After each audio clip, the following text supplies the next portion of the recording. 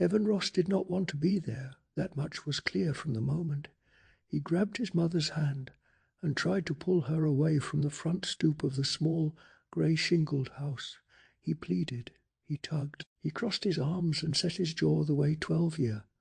Olds do when they know they are losing a battle, but refuse to admit it just yet. Mrs. Ross freed her hand from his grip with an impatient frown. "Even you are 12 years old.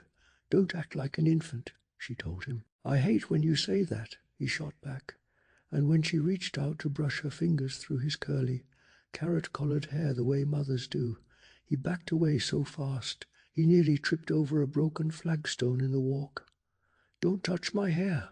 I hate it." His mother shrugged with the practiced calm of a woman who had survived many such scenes. "Okay, so you hate me," she said simply, climbing the 2 steps to knock on the front door. "You still have to stay here till I get back." Evan demanded one good reason why he couldn't come to Atlanta with her. His mother pointed out that his sneaker was untied. He told her he liked them untied. She warned him he would trip. He rolled his eyes and asked, with genuine exasperation, whether she had ever actually seen anyone trip because their sneakers were untied.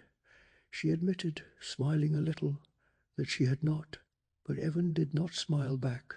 He could not. His mother was about to leave him here for weeks with a woman he barely knew, an old great-aunt he had not laid eyes on since he was 2 years old. The thought of it sat in his chest like a cold stone. "She is a total stranger," he cried, and he knew he was losing control, and he did not care. How could she do this to him? His mother cut him off with a sharp word and knocked on the door again. She reminded him, not for the first time, that this was a family emergency, and that Catherine was not a horrible old woman, but his father's aunt, his own flesh and blood. Whatever she said next was swallowed whole by Trigger, Evan's old cocker spaniel, who had poked his tan head out of the back window of the rented car and erupted into a frantic chorus of barking and howling. Evan seized the distraction and jogged down the gravel driveway to let the dog out. Trigger leapt free with an excited yip and began tearing wide, happy circles around the small rectangular front yard, as though the world were enormous and full of promise. Evan watched him and smiled for the first time that day. The dog was 12 years old, same as Evan, but right now he looked nothing like it.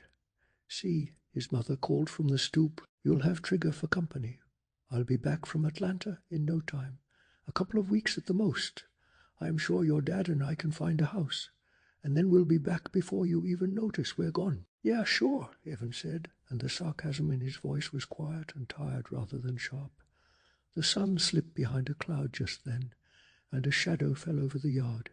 Trigger wore himself out quickly and came panting back up the walk, his tongue hanging nearly to the ground. Evan crouched and stroked the dog's back, looking up at the grey house. The curtains were drawn over the upstairs windows. One of the shutters had come loose and hung at a crooked angle. The whole place looked dark and unwelcoming. Then it occurred to him. "Mom, why are you knocking?" he asked. "You said Aunt Catherine was totally deaf." His mother's face went red. All of Evan's complaints had rattled her so thoroughly that she had completely forgotten. Of course Catherine could not hear them. Evan shoved his hands into his jeans pockets and stared at the house. How was he supposed to spend 2 weeks with a strange old woman who could not even hear his voice? He thought back to 2 weeks earlier, when he had pressed himself against the hallway wall and listened to his parents talking at the kitchen table. They had thought he was out in the backyard. He had not been. His father had been reluctant from the start. "She is a very stubborn old woman," Mr. Ross had said, "deaf for 20 years, and she has refused to learn sign language or to lip-read. How is she going to take care of Evan?" His mother had countered that Catherine had taken good care of his father when he was a boy. His father pointed out that was 30 years ago, and in the end, because there was no one else, because everyone else was away on vacation, because August was simply the worst possible month for a job transfer, the decision had been made. Evan would stay with Catherine. Before the conversation ended, his father had said one thing that lodged itself in Evan's memory like a splinter. Catherine is a bit weird, but she is perfectly harmless. Weird, his own father had said it. The chairs scraped across the linoleum. The discussion was closed, and Evan's fate was sealed. He had slipped out the front door and made his way to the backyard, where he leaned against the trunk of the big maple tree that hid him from the house. It was his favorite place to think. It was not right, he had decided. The big family news, the decisions that shaped his life, he always learned them by pressing his ear to a wall. Nobody ever asked him.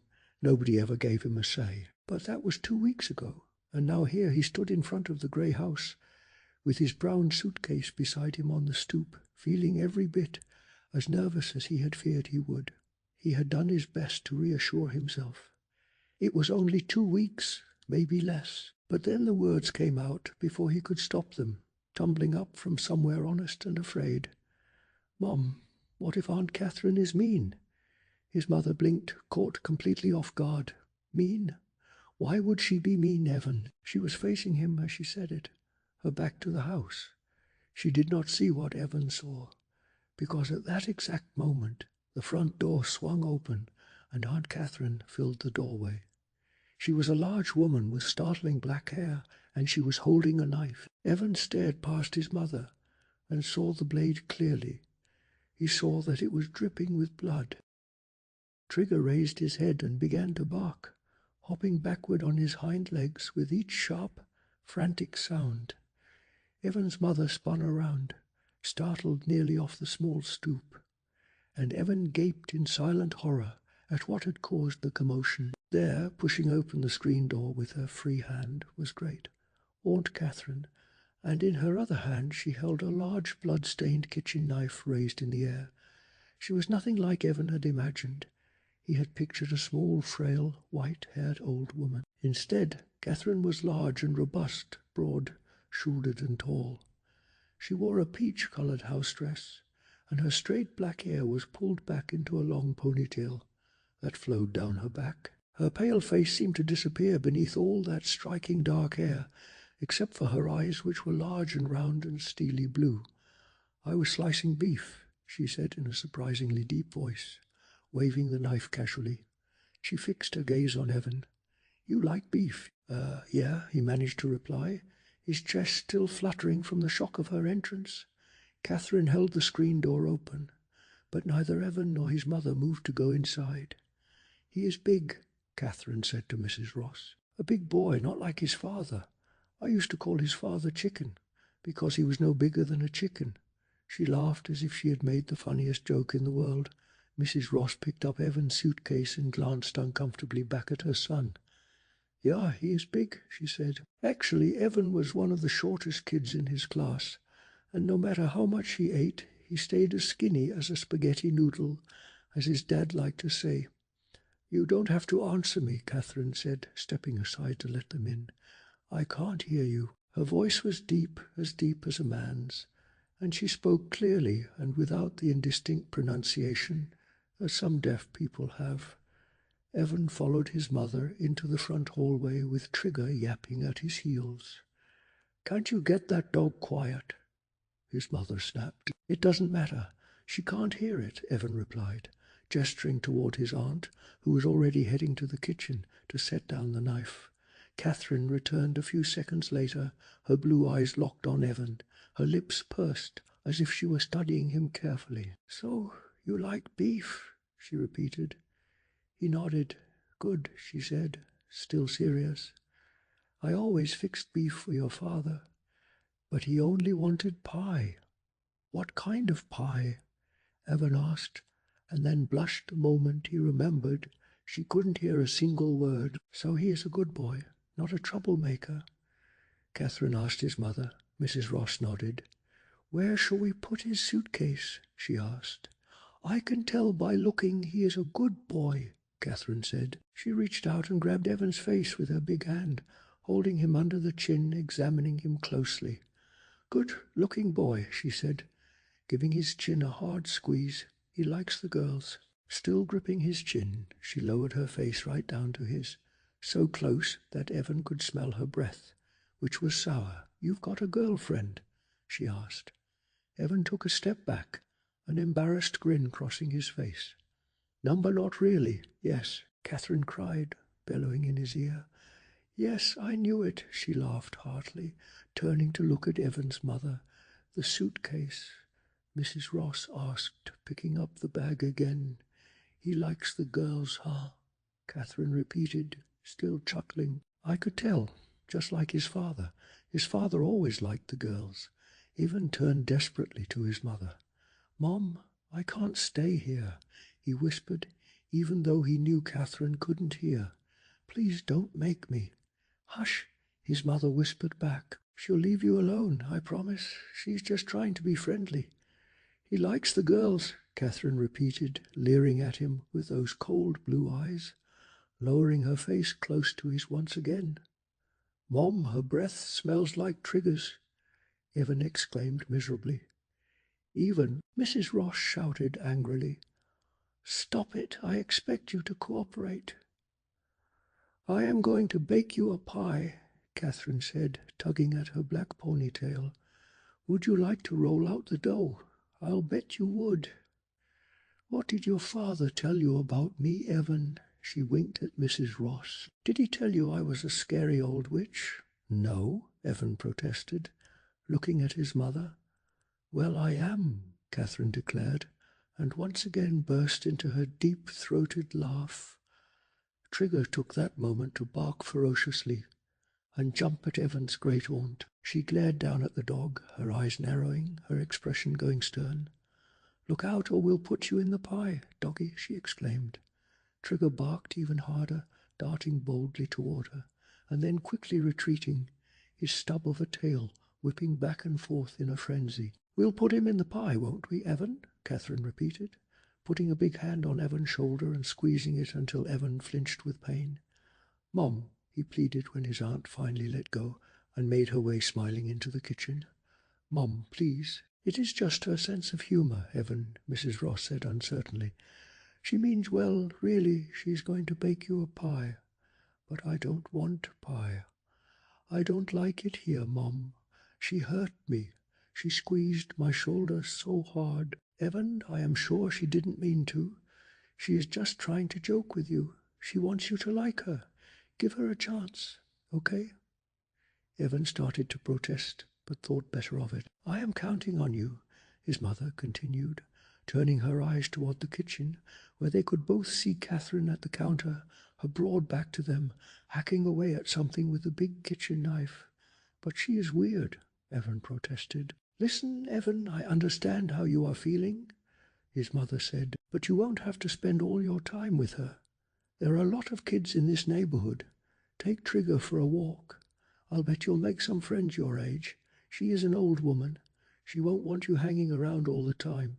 "I guess," Evan muttered. His mother bent down suddenly and gave him a hug, pressing her cheek against his. The hug was supposed to cheer him up, but it only made him feel worse. "I am counting on you," she repeated in his ear. Evan decided to try and be braver about this. "I'll help you carry the suitcase up to my room," he said. They carried it up the narrow staircase. His room was actually a study. The walls were lined with bookshelves, filled with old hardcover books. A large mahogany desk stood in the center of the room. A narrow cot had been made up under the single curtained window. The window faced out onto the backyard, a long green rectangle with a grey shingled garage to the left and a tall picket fence to the right. A small fenced-in area stretched across the back of the yard, looking like some sort of dog run. The room smelled musty, and the sharp aroma of mothballs invaded Evan's nose. Trigger sneezed and then rolled onto his back, his legs racing in the air. Trigger can't stand this place either, Evan thought, but he kept the thought to himself, smiling bravely at his mother, who quickly unpacked his suitcase while nervously checking her watch. "I am late. Don't want to miss my plane," she said. She gave him another hug, longer this time. Then she took a $10 bill from her pocketbook and stuffed it into his shirt pocket. "Buy yourself a treat. Be good. I'll hurry back as fast as I can." "Okay, bye," he said, his chest feeling fluttery and his throat as dry as cotton. The smell of her perfume momentarily drowned out the mothballs. He didn't want her to leave.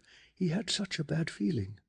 "You are just scared," he scolded himself. "I'll call you from Atlanta," she shouted, as she disappeared down the stairs to say goodbye to Catherine. Her perfume disappeared. The mothballs returned. Trigger uttered a low, sad howl, as if he knew exactly what was happening, as if he knew they were being left behind in this strange house with this strange old woman. Evan picked Trigger up her nose, kissed his cold black nose, putting the dog back down on the worn carpet. He made his way to the window and stood there for a long while, one hand holding the curtains aside, staring down at the small green yard, trying to calm the fluttering in his chest. After a few minutes he heard his mother's car back down the gravel drive. Then he heard it roll away. When he could no longer hear it at all, he sighed and plopped down on the cot. "It is just you and me now, Trigger," he said glumly. Trigger was busily sniffing behind the door. Evan stared up at the walls of old books. "What am I going to do here all day?" he asked himself, propping his head in his hands. No Nintendo, no computer. He hadn't even seen a television in his great old small living room. What am I going to do? Sighing again, he picked himself up and walked along the bookshelves, scanning the titles. There were science books and textbooks, books on biology and astronomy, ancient Egypt, chemistry texts, and medical books. Several shelves were filled with dusty, yellowed volumes. Maybe Catherine's husband, Evan's great-uncle, had been some sort of scientist. "Nothing here for me to read," he thought glumly. He pulled open the closet door. "Oh!" he cried out as something leapt out at him. "Help, please, help." Everything went black. "Help! I can't see." Evan screamed. Evan staggered back in pure terror as a warm, squirming darkness smothered his face. His heart hammered in his chest before he finally understood what was happening. With trembling hands he reached up and pulled the screeching black cat away from his face, gasping with relief as the creature dropped silently to the floor and padded toward the doorway. And there stood Catherine, watching the whole thing with an amused grin on her face. How long had she been standing there? Evan had no idea. She bent down toward the cat, her voice playfully scolding. "Sarabeth, how did you get in there? You must have given the boy a fright." The cat mewed and rubbed against her bare leg, unbothered and unrepentant. "Did Sarabeth scare you?" Catherine asked Evan, still smiling. "That cat has a strange sense of humor. She is evil, pure evil." She chuckled as though she found this genuinely funny. "I am okay," Evan said, though his voice carried very little conviction. "Watch out for Sarabeth." "She is evil," Catherine repeated, bending down and hoisting the cat by the scruff of the neck, dangling her in the air with a calm that felt almost unsettling. Evil, evil. That was all Trigger needed to see. The cocker spaniel let out an unhappy howl, his stubby tail spinning like a propeller, and launched himself at the suspended cat with reckless enthusiasm. He missed, leapt again, and snapped at Sarabeth's dangling tail. "Down, Trigger! Get down!" Evan cried, scrambling to grab hold of his dog.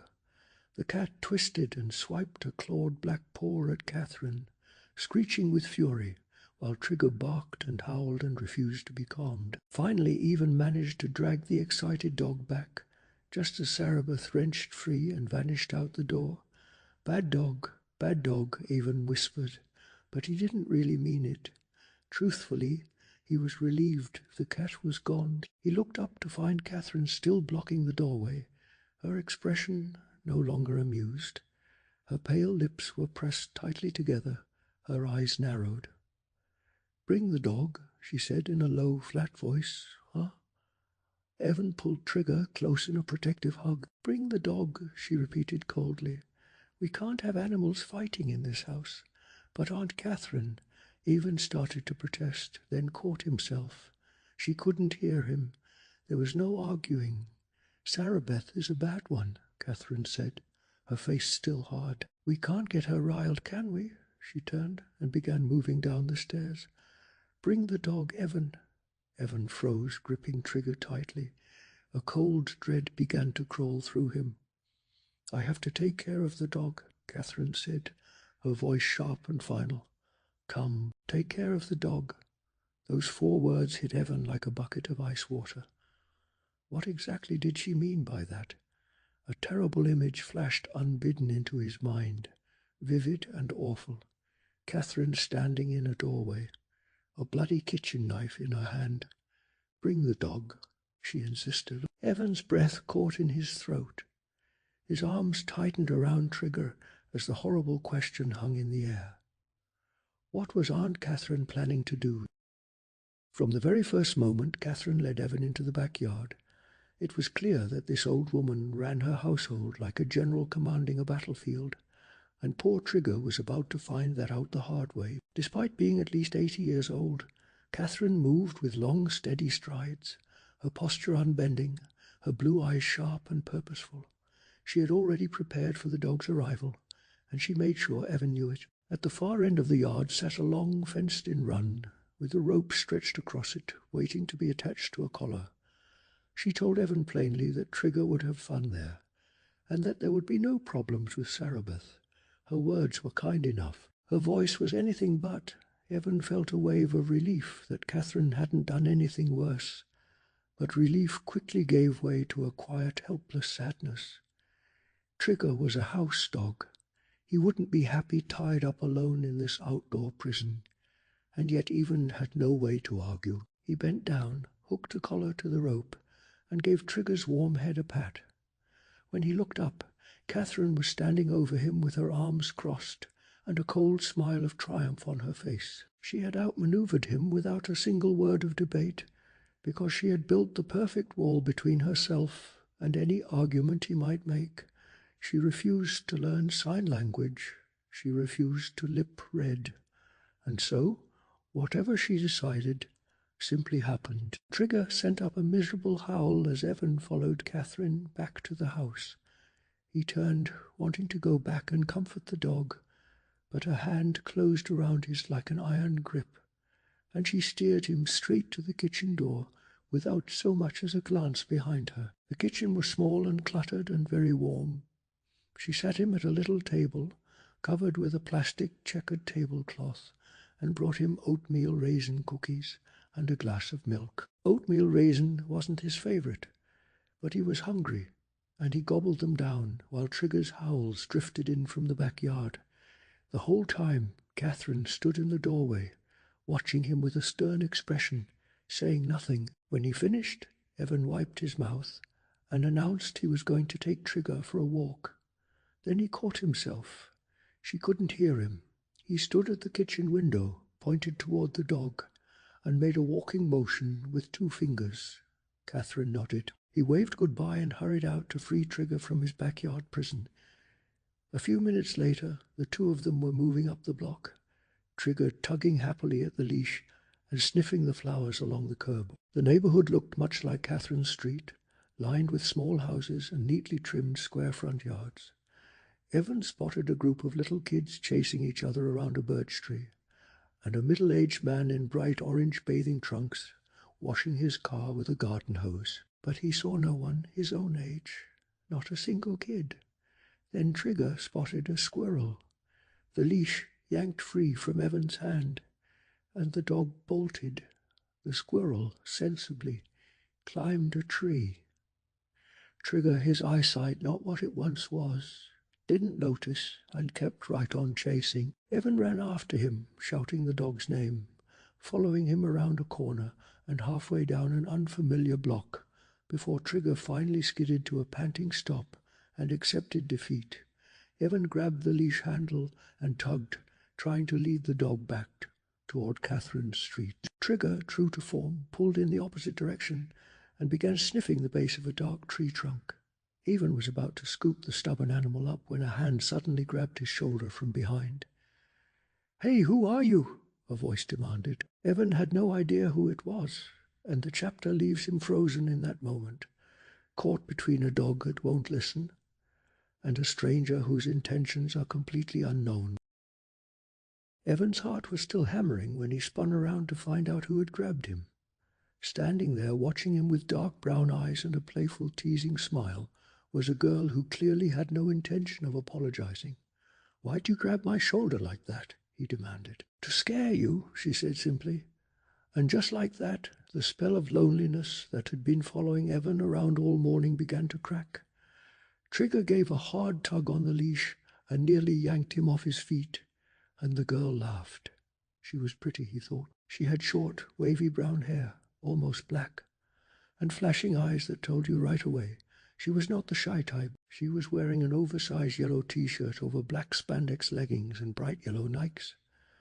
And she carried herself like someone who owned whatever piece of ground she stood on. She wanted to know who he was, and Evan told her he was just visiting, staying with his great-aunt for a couple of weeks in the old Winterhalter house. Her face fell at the word visiting. She had been hoping for a neighbor, someone permanent, but she kept talking anyway, following him as Trigger dragged him around the tree. "What is so great about her?" she cracked, meaning his great-aunt. "Nothing," Evan replied without laughing, and somehow that made it funnier. They circled each other the way two kids do when they are deciding whether or not to be friends.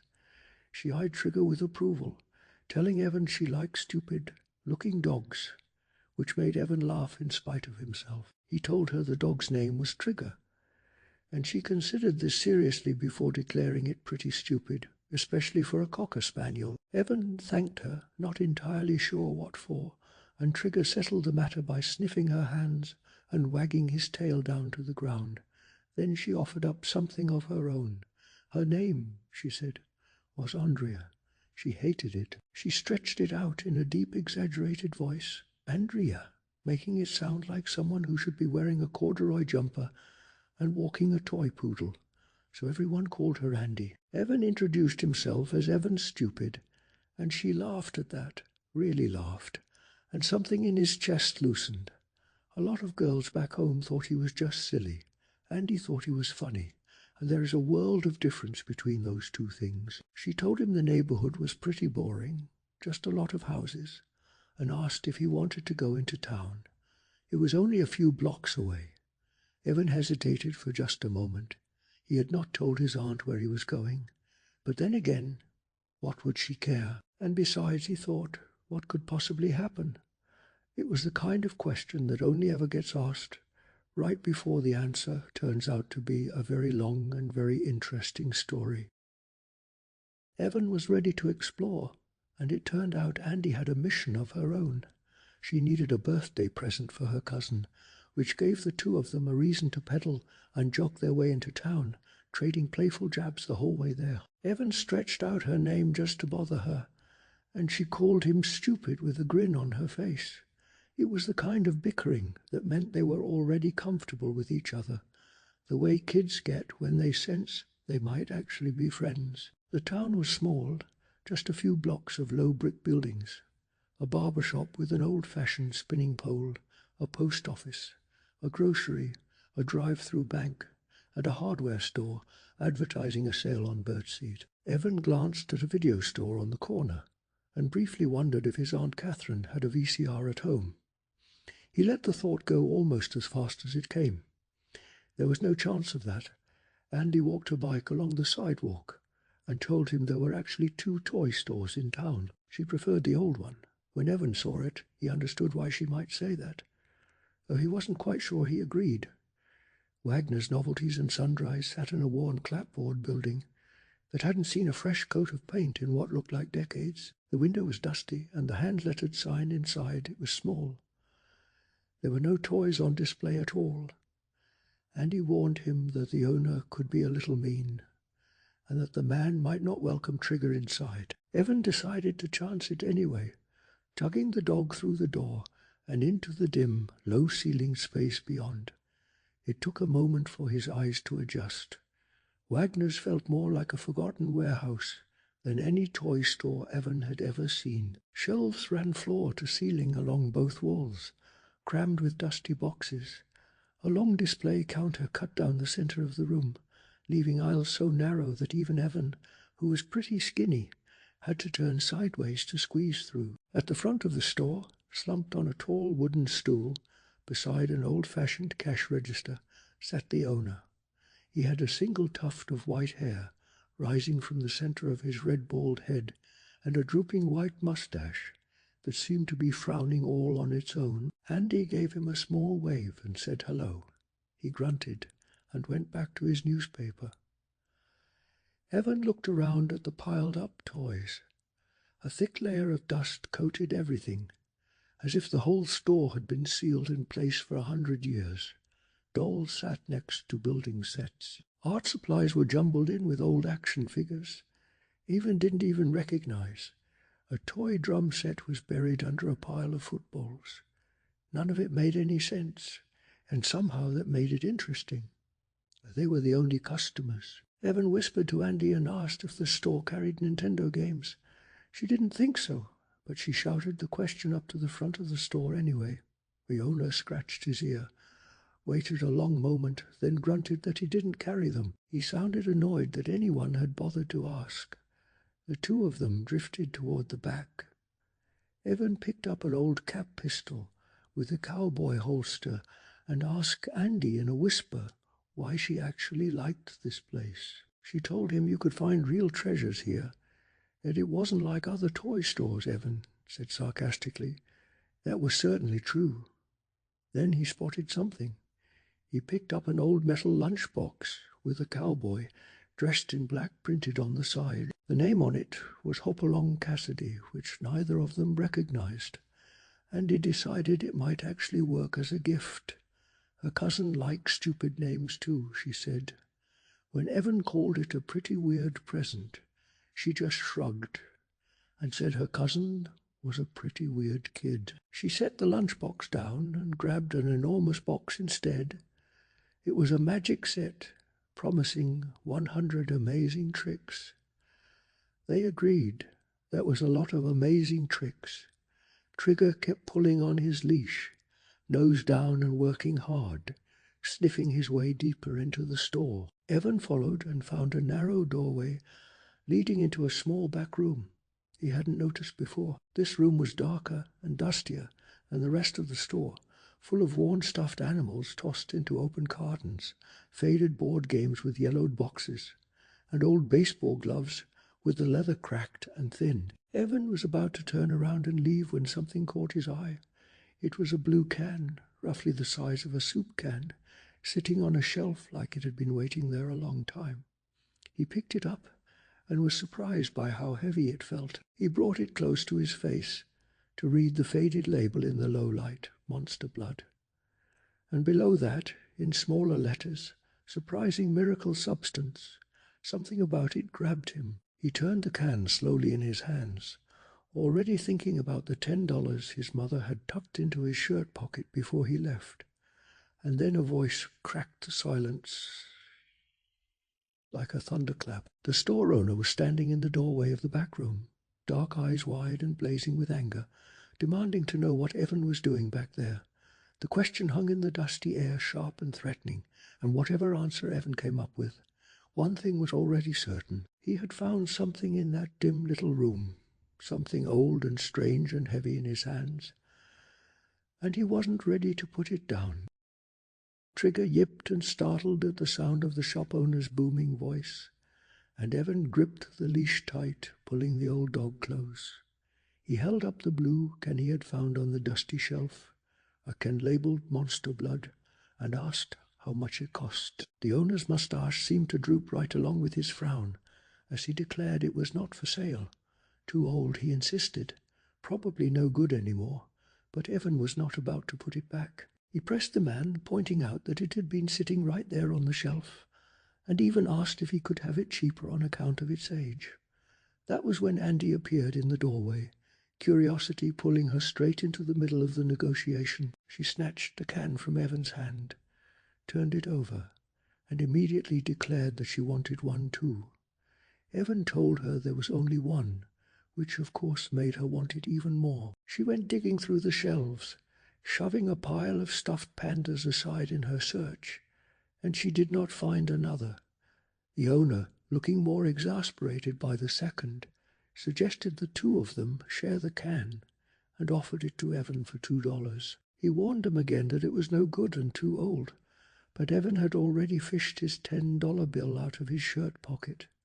The man took it with a grumble and headed for the cash register, tossing one last warning over his shoulder about not coming back to complain. Outside in the bright daylight, Trigger wagged his stubby tail with relief, happy to be free of that dark and dusty place.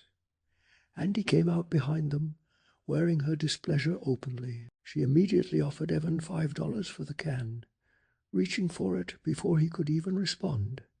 He laughed and held it away, pointing out that she really did like to get her way. She admitted it freely, explaining she was an only child and completely spoiled. Evan said he was too. They bickered back and forth, Andy pushing her bike at him, and Evan refusing to ride it, calling it a girl's bike while she hotly denied that it was. The two of them fell into that comfortable rhythm of friends who argue mainly because they enjoy it, and eventually Evan offered a compromise. They would go back to his aunt's house, open the can, and he would let Andy mess with it for a while. She responded with thick sarcasm, calling him a great guy. He grinned and said he knew. Back at Aunt Catherine's house, they found the old woman seated in her large armchair, apparently arguing with someone.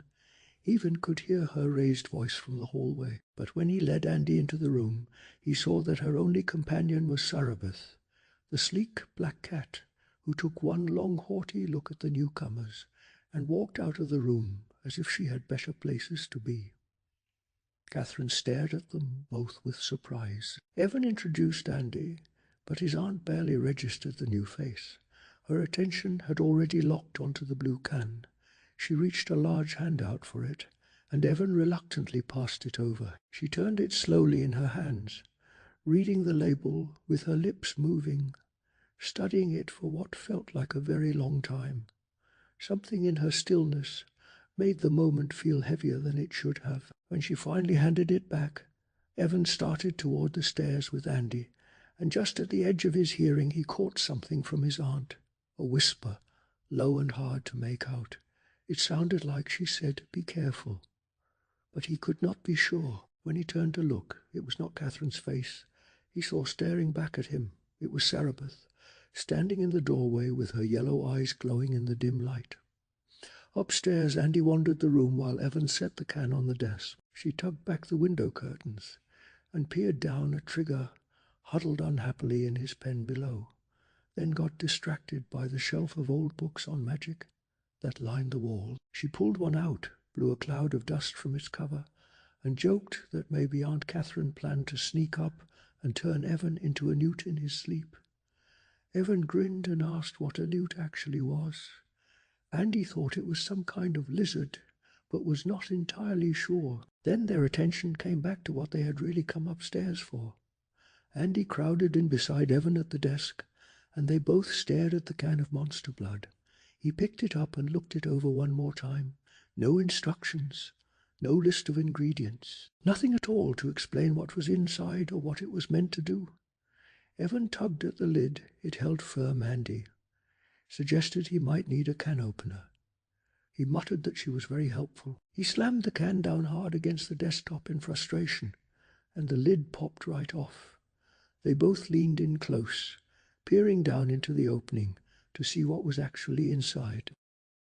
The can was open, and what waited inside was the color of something that had no business existing in the natural world, bright green, shimmering like gel. Oh, beneath the ceiling light, the substance called monster blood sat there as if it were alive and waiting to be noticed. Andy could not help herself. Before Evan even had the chance to reach in, she jabbed a finger into it and pulled back with wide eyes. It was cold, really cold.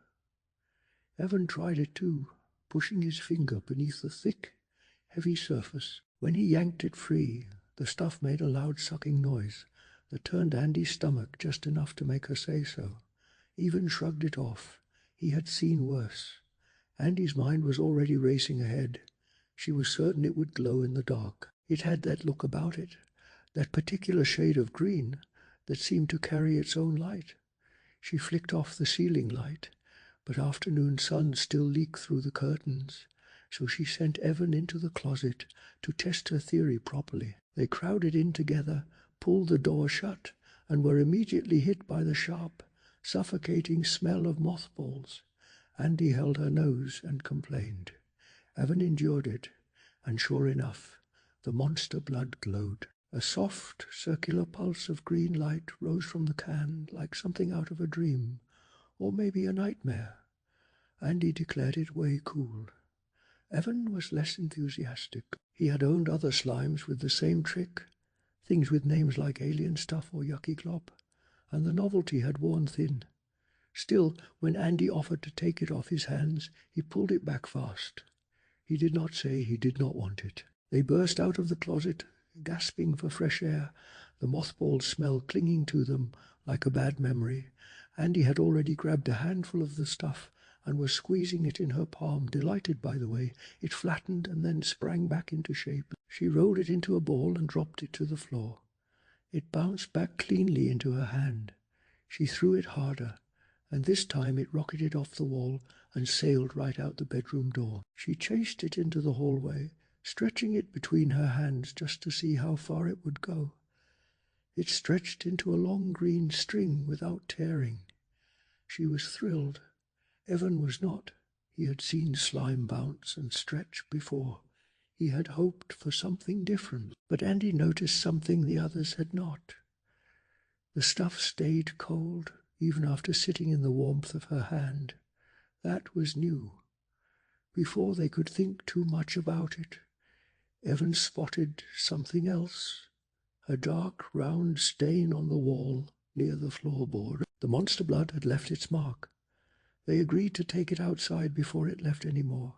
Trigger was waiting for them in the backyard, and he greeted them with the full force of a dog who believed with his whole heart that they had been gone for 20 years. Eventually he settled under a tree, panting in the shade, while Evan and Andy each pulled a green glob from the can and began rolling them into balls. They tossed them back and forth in the late afternoon sun. Andy admired the way the balls held their shape through every throw. Evan remained unmoved, insisting the stuff was ordinary, but on his next toss he threw too high. The green ball sailed clean over Andy's reaching hands. It bounced once, twice, and landed directly in front of Trigger. Everything slowed down the way it does when something is about to go very wrong. Trigger lifted his nose to sniff at the glowing green ball. Evan shouted for him to leave it. Trigger, being Trigger, did not listen. He lowered his head and licked it. Evan and Andy both lunged forward, but they were too slow. The dog scooped it up in his teeth and chewed. Evan screamed for him to drop it. Trigger swallowed it instead. Andy threw her hands into fists and cried out that now there was not enough left for the two of them to share. But that was not what was turning Evan's stomach to ice. He knelt down, pried open Trigger's jaws, and stared into the empty dark of the dog's mouth. The green glob was gone. Evan released the dog and shook his head, but the word that moved through his mind was not stupid, it was afraid. Afraid of what the monster blood might do to the old dog he loved. Afraid of what happened when something that cold, something that strange, went somewhere it was never supposed to go. What if it made Trigger sick? What if the stuff was poison? There is a kind of loneliness that settles over a child like fog, slow and cold and hard to shake. That is exactly the feeling that had wrapped itself around Evan Ross by the time Chapter 9 began, 3 days deep into his stay with an aunt who seemed to grow colder with every sunrise. That morning, Evan had tried one more time. He had found a yellow pad of lined paper on the desk in his room and written his aunt a simple, hopeful question. Were they going to bake that pie today? The one she had promised. He slid the note across the breakfast table like a small white flag of peace. Catherine read it, adjusted her black ponytail, and looked at him with a face as pale and blank as cake flour in the morning light. "Pie? What pie?" she replied, her voice carrying all the warmth of a January window. Evan's mouth fell open, but he decided not to push it. He decided not to remind her of the promise she had made. The warmth she had briefly shown, the version of herself that had almost seemed kind. That version, it appeared, was gone. "Go play with your friends," she told him, running a large hand absently over Sarabeth's black fur as the cat strolled past the breakfast table. "Why do you want to stay inside with an old witch?" Evan sat there chewing his shredded wheat, which was the only cereal she kept, and which tasted like cardboard soaked in defeat. She wouldn't even let him put sugar on it. He swallowed the last dry spoonful and watched her take a long clicking sip of her strong tea. Her teeth made a strange noise against the cup every single time. He was staring across the table at her when he noticed something he hadn't seen before. Around her neck hung a pendant, cream-colored, roughly bone-shaped, because it was a bone. Evan was almost certain of it. He stared hard, trying to work out whether it came from some small animal or had been carved from ivory.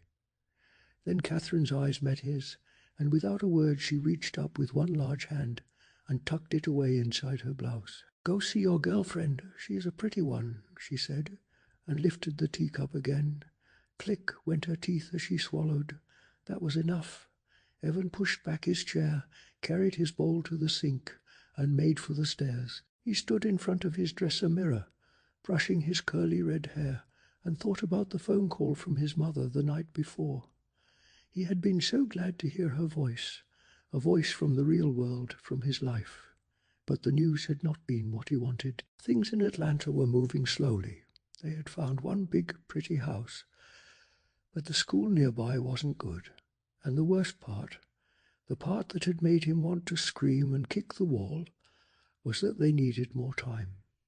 A few more days, maybe longer. His father had taken the phone near the end and offered 2 small words, "Hang in there," and then they were gone. The call had left Evan more homesick than he had been before it. Now it was morning again, and he was pulling on his denim cut-offs and red Gap t-shirt and heading out the back door, jogging across the yard to where Trigger slept in the center of his run, lying on his side, snoring softly. Not even the mention of Andy's name could rouse him. Evan checked that his water bowl was full, said goodbye to the sleeping dog, and headed out front. He walked slowly down the block, his mind still in Atlanta with his parents, when a voice cut through the quiet. "Hey, you!" And just like that, 2 boys stepped onto the sidewalk directly in front of him, filling the path completely.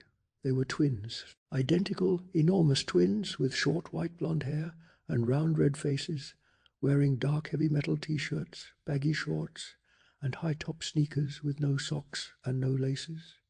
14, maybe 15. Either way, they were twice Evan's size, and they moved toward him with the slow, comfortable confidence of boys who had done this sort of thing before. "Who are you?"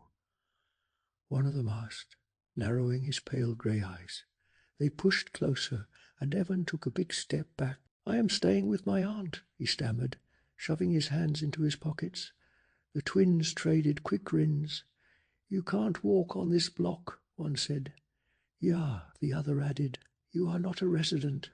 "That is a big word," Evan said, and then immediately wished he hadn't. He had a habit of saying the wrong thing at exactly the wrong moment, and he knew it. He scanned the street quickly, looking for someone, anyone, who might be nearby. A neighbor on a porch, someone in a yard. He spotted a mailman far down the block, but the man was moving the other way, far too distant to call out to. There was no one. The front doors were shut.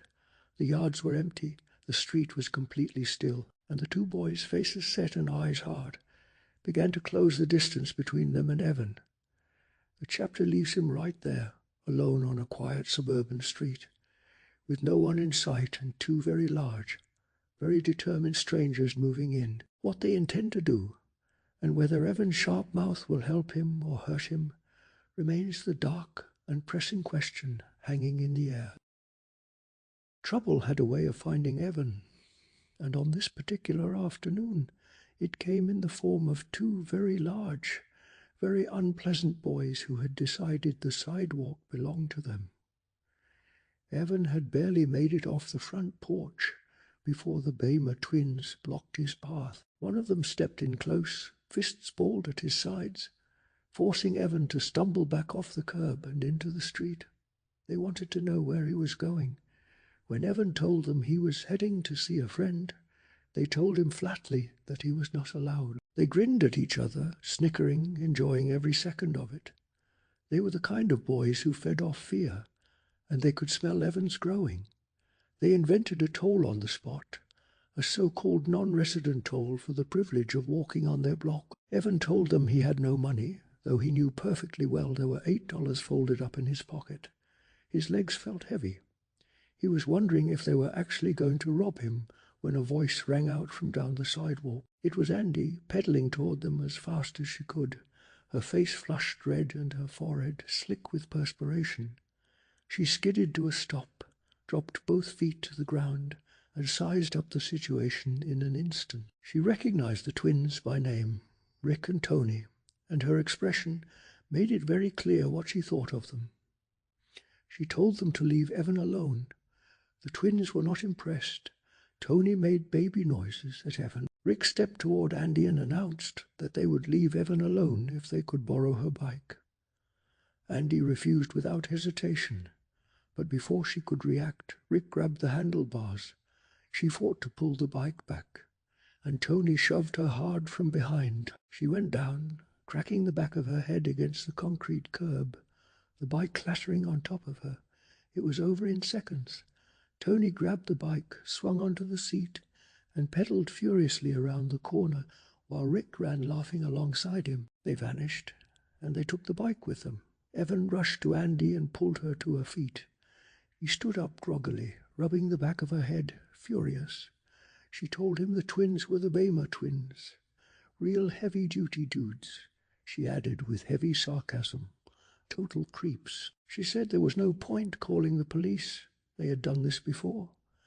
They would leave the bike somewhere when they were finished with it. Their grandmother was the only one home to look after them, and she was never around. They just ran wild, picking on every kid in the neighborhood, doing whatever they wanted, because they were big and because there were two of them. Andy checked her leg.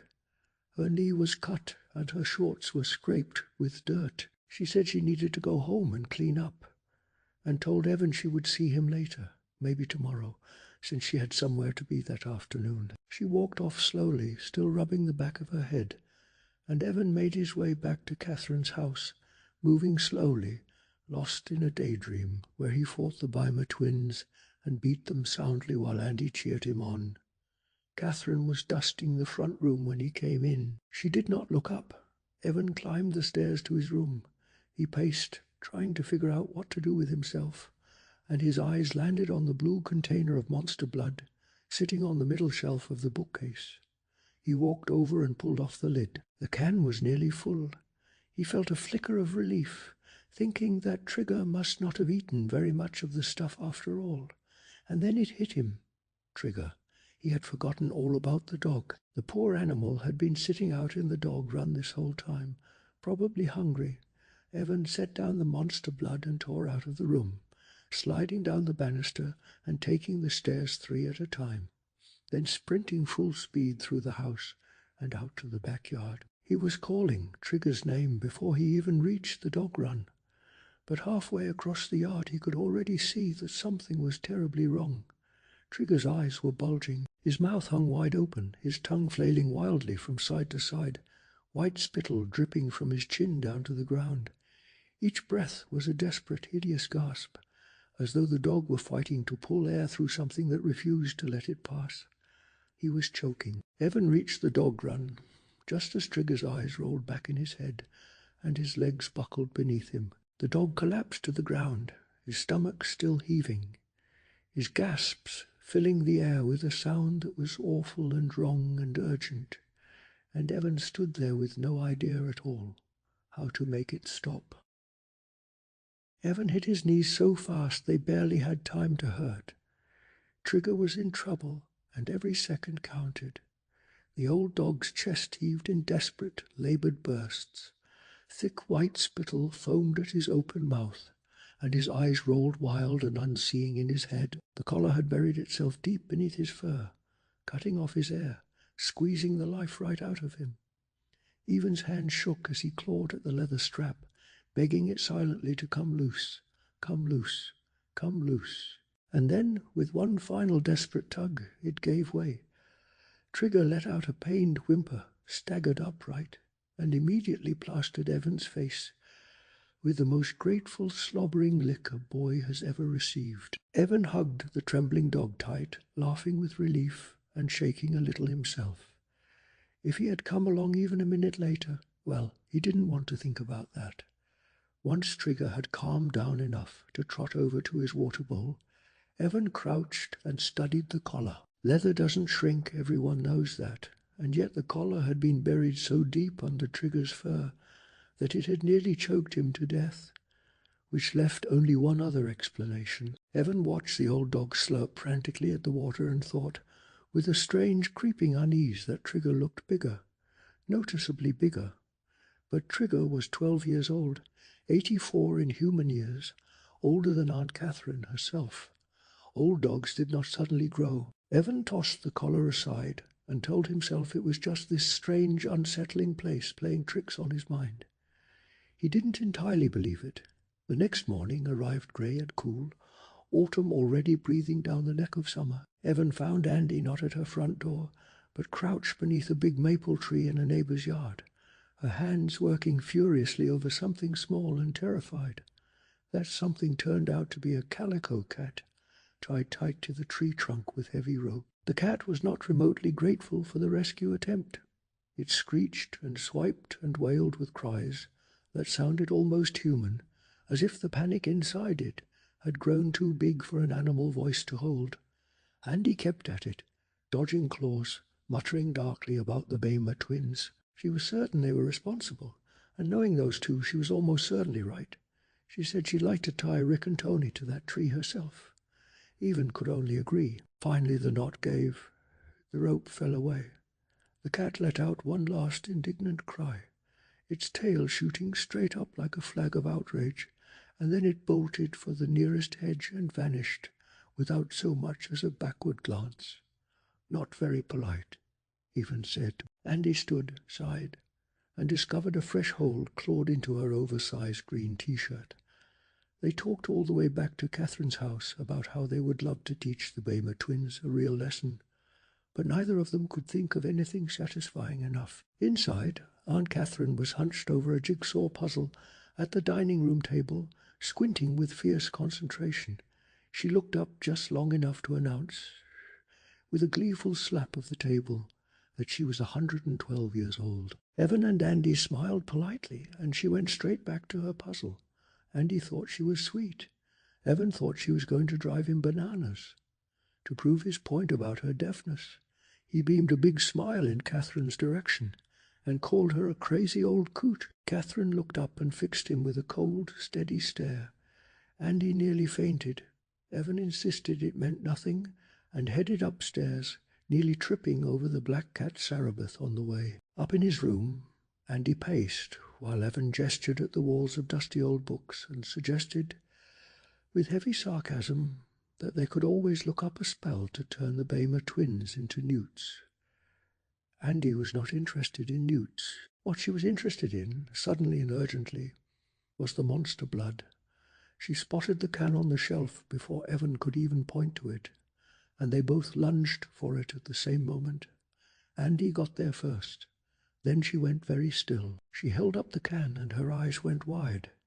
The green gunk had pushed the lid clean off and was oozing up and over the rim, slow and thick and unstoppable, as if something alive inside it had decided it was done being contained. Something strange was happening with the monster blood, and it was only going to get stranger. It started with the can.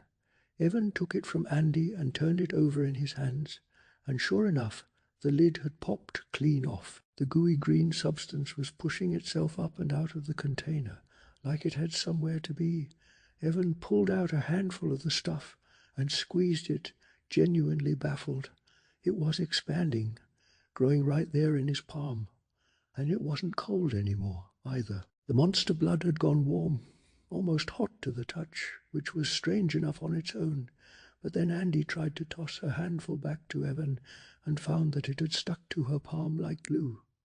The stuff was changing, and neither of them could quite explain why. Evan figured it must be something that happened after the can was opened. The green gunk had stopped glowing too, he noticed, and when he dropped a balled-up hunk of it on the floor, it didn't bounce at all. It just stuck there, flat and stubborn. For a brief moment, Evan considered throwing the whole mess in the trash. What good was monster blood if it couldn't even bounce? But Andy would hear none of it. Whatever this stuff was going to do next, she wanted to see it happen. Their attention was briefly stolen by Sarabeth, the old cat, who appeared silently in the doorway with her head cocked and her yellow eyes fixed on the glob of green in Evan's hand. Andy thought the cat looked almost intelligent. Evan was less impressed. He muttered that she was just as dumb as every other cat, even as Sarabeth gazed at the monster blood with an unreadable expression. When Andy told her it didn't bounce, the cat let out a small, unhappy sound, turned, and disappeared without a word. The problem of what to do with the growing substance was solved quickly enough. Andy found an empty coffee can on a low shelf, and they scooped the monster blood inside. It filled the can a little more than halfway, warm and sticky and faintly unsettling. And then, because they were kids and the stuff was right there, things got wonderfully ridiculous. Andy flattened a piece into a pancake and chased Evan around the room with it. Evan grabbed it, balled it up, tossed it back. Andy threw high and the green glob stuck to the wall. They grabbed handfuls and hurled them at each other, laughing until their sides ached, chasing each other around the room in a messy, hilarious monster blood battle that lasted right up until dinner time. Cleaning up was its own adventure, but it was interrupted by something else entirely.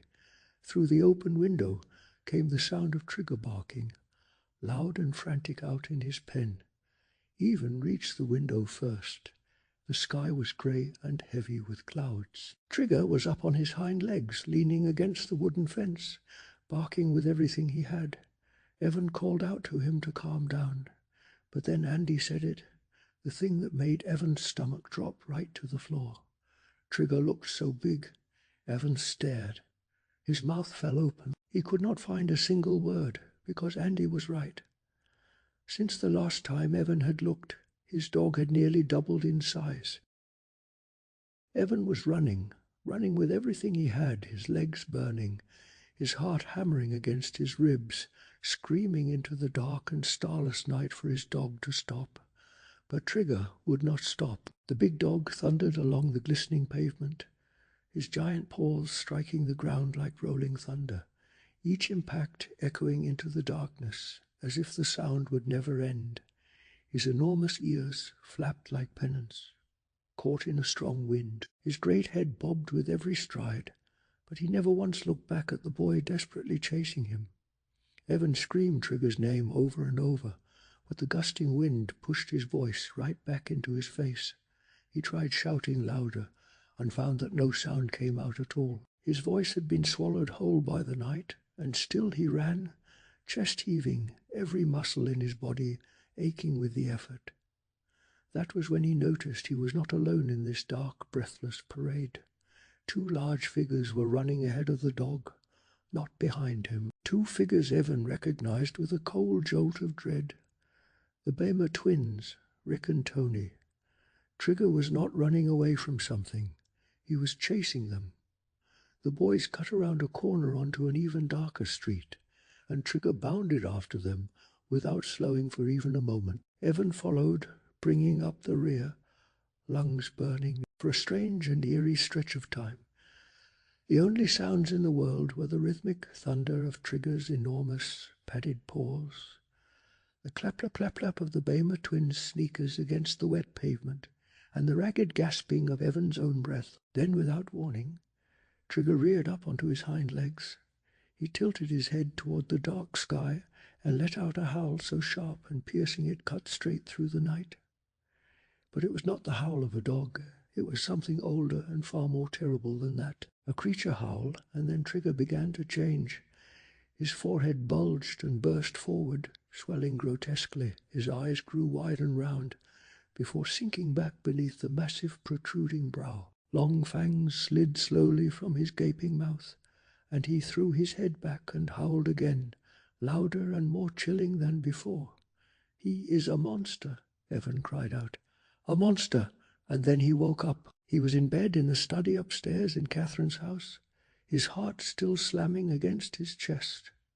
The wild chase, the dark streets, the horrible transformation of his beloved dog, all of it had been a dream, a frightening, breathless dream. He told himself it was harmless. He told himself he was safe, but something still was not right. The bed felt wrong beneath him, cramped and small in a way that made no sense. Even sat up, fully awake now, his eyes adjusting to the dim room. And then he looked down. His hands were enormous. His feet stretched far beyond where they should have. And the bed, the ordinary bed he had fallen asleep in, seemed like something built for a child, because he had grown huge, monstrously huge in the night while he slept. And when the full truth of what he was seeing settled over him like a crushing weight, Evan opened his mouth wide and began to scream. His own screams tore him out of sleep, and this time he truly woke up, because he realized, with a cold and creeping dread, that the first time he had opened his eyes, he had only been dreaming that he was awake, only dreaming that he had become a giant. Dreams layered on top of dreams, like shadows stacked in the dark. Was he really awake now? Evan sat up, blinked hard, and rubbed his eyes, struggling to pull the world back into focus. He was dripping with sweat. His blankets had been kicked to the floor. His pajamas were damp and clung to his prickly skin, and nothing around him seemed familiar. It took a long moment to shake off the dream, to remember where he was, that he was in his room at Catherine's house, that he was awake, that he was his normal size. Outside, the wind was picking up. The curtains brushed over him in a cool rush, then were noisily sucked back out through the open window. Evan sat there, still feeling shaky, and peered outside. Wisps of grey clouds drifted over a pale half-moon. The trees tossed and whispered in the night breeze, restless and alive. Only a dream, a frightening dream, built on top of another dream. Down in the yard, he could see Trigger sound asleep, curled up tight against the fence wall, peaceful and still. Trigger wasn't a monster, but he was definitely bigger. Evan could see that even now, even in the dim moonlight, maybe something was wrong with him. The troubling thought pushed its way into Evan's mind as he stared down at the sleeping dog. Maybe it was his glands, or maybe he was eating too much, or maybe Evan yawned. He was too sleepy to think clearly, and he knew it. Maybe in the morning he would look into finding a vet in town. Yawning again, he started to settle back into bed. But something caught his eye, something on the bookshelf across the room. The coffee can where he had stored the monster blood. "Hey!" he cried out loud. The green gunk was bubbling.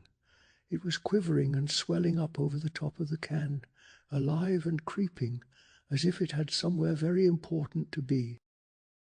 There was a fear gnawing at Evan that even a clean bill of health could not quite silence. Inside the small, brightly lit office of Dr. Forrest, the verdict had finally come in, and on the surface it sounded like good news. The vet scratched Trigger gently under the chin, chuckling at the dog's white hairs, calling him a good old dog.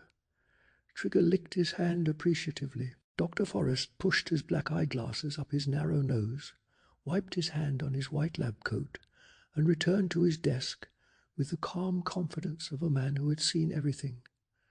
"A late growth spurt," he said. "Highly unusual. Yes, but nothing to be alarmed about. The hormone tests, the blood work, the glandular samples, all of it sent to the lab. Results in 3 or 4 days." He tore a sheet from his pad and handed it to Evan with a name for a better dog food and a light-hearted joke about between meal snacks. Evan and Andy had stood across the room, tense through the whole examination, and now they wore the loosened expressions of people who wanted to feel relieved, but were not quite there yet. Evan watched Trigger haul toward the door with the strength that had not existed in him just days before. It took everything Evan had just to hold the leash. That was not nothing. That was not normal. They stepped out to the sidewalk, and the waiting room's tiny chihuahua cowered behind the couch, whimpering at the sight of the enormous cocker spaniel as they passed. Outside, Andy tried to be reassuring. pressing her whole hand flat against Trigger's wide head and noting that his skull was now broader than her palm. Evan was not comforted. Nearly as big as a sheepdog, he muttered miserably, and he told him not to exaggerate, then glanced at her watch, gasped, and took off at a dead sprint down the sidewalk, nearly bowling over an elderly couple on her way to a piano lesson she was already late for. Evan stood alone with his worries and his big dog. He decided that an ice cream pop might help, just a small comfort on a difficult afternoon. He tied Trigger's leash to the red fire hydrant across from the grocery, told the dog to stay, and went inside. Trigger pulled against the leash immediately, wanting nothing to do with staying. Evan went in anyway, promising he would only be a second. It took 10 minutes. When Evan came back out to the sidewalk, chocolate ice cream bar in hand, he found the Bamer twins crouched over the fire hydrant, busily untying his dog. His stomach dropped. The twins turned toward him with those identical beefy grins, the kind that meant trouble was already in motion. One of them held the leash handle out toward Evan, and then snapped it back at the last second, laughing, slapping his brother a high five. Evan demanded the leash back. He was firm, or tried to be. The twins called Trigger ugly, called him their dog now, called Evan a wimp. Rick stepped forward and punched the ice cream bar clean out of Evan's hand. It landed on the sidewalk with a sad little plop. The brothers started laughing, and then Trigger growled. It was low at first. A warning rumbled deep in the dog's chest. His lips pulled back, his teeth showed. The growl became a snarl, and then with a loud, furious roar, Trigger reared up and launched himself at Rick, hitting him hard enough to send the boy staggering backward to the curb. Rick dropped the leash instantly. Tony had already bolted, sneakers hammering the pavement as he sprinted past the vet's office, past the post office, and kept running. Rick scrambled to his feet and tore off after his brother. Evan lunged for the leash and missed. Trigger was already gone, thundering after the fleeing twins, his enormous paws beating the pavement like a drum, closing the distance fast. Evan stood frozen on the corner, watching it happen, unable to move, and then the thought hit him like cold water. His dream, the dream where everything grew out of control, Trigger, massive and unstoppable, and then Evan himself, swelling and stretching until he was twice his own size. He had told himself it was only a dream, but here was the first part of it, playing out right in front of him on a quiet afternoon sidewalk. A chill moved through him that had nothing to do with the weather. If the first part of the dream had come true, the question now hanging over everything was simple and terrifying. Would the rest of it follow? That afternoon, about an hour before dinner time, Evan called Andy. He had a problem, he told her. A big problem. He was not in the mood to joke around.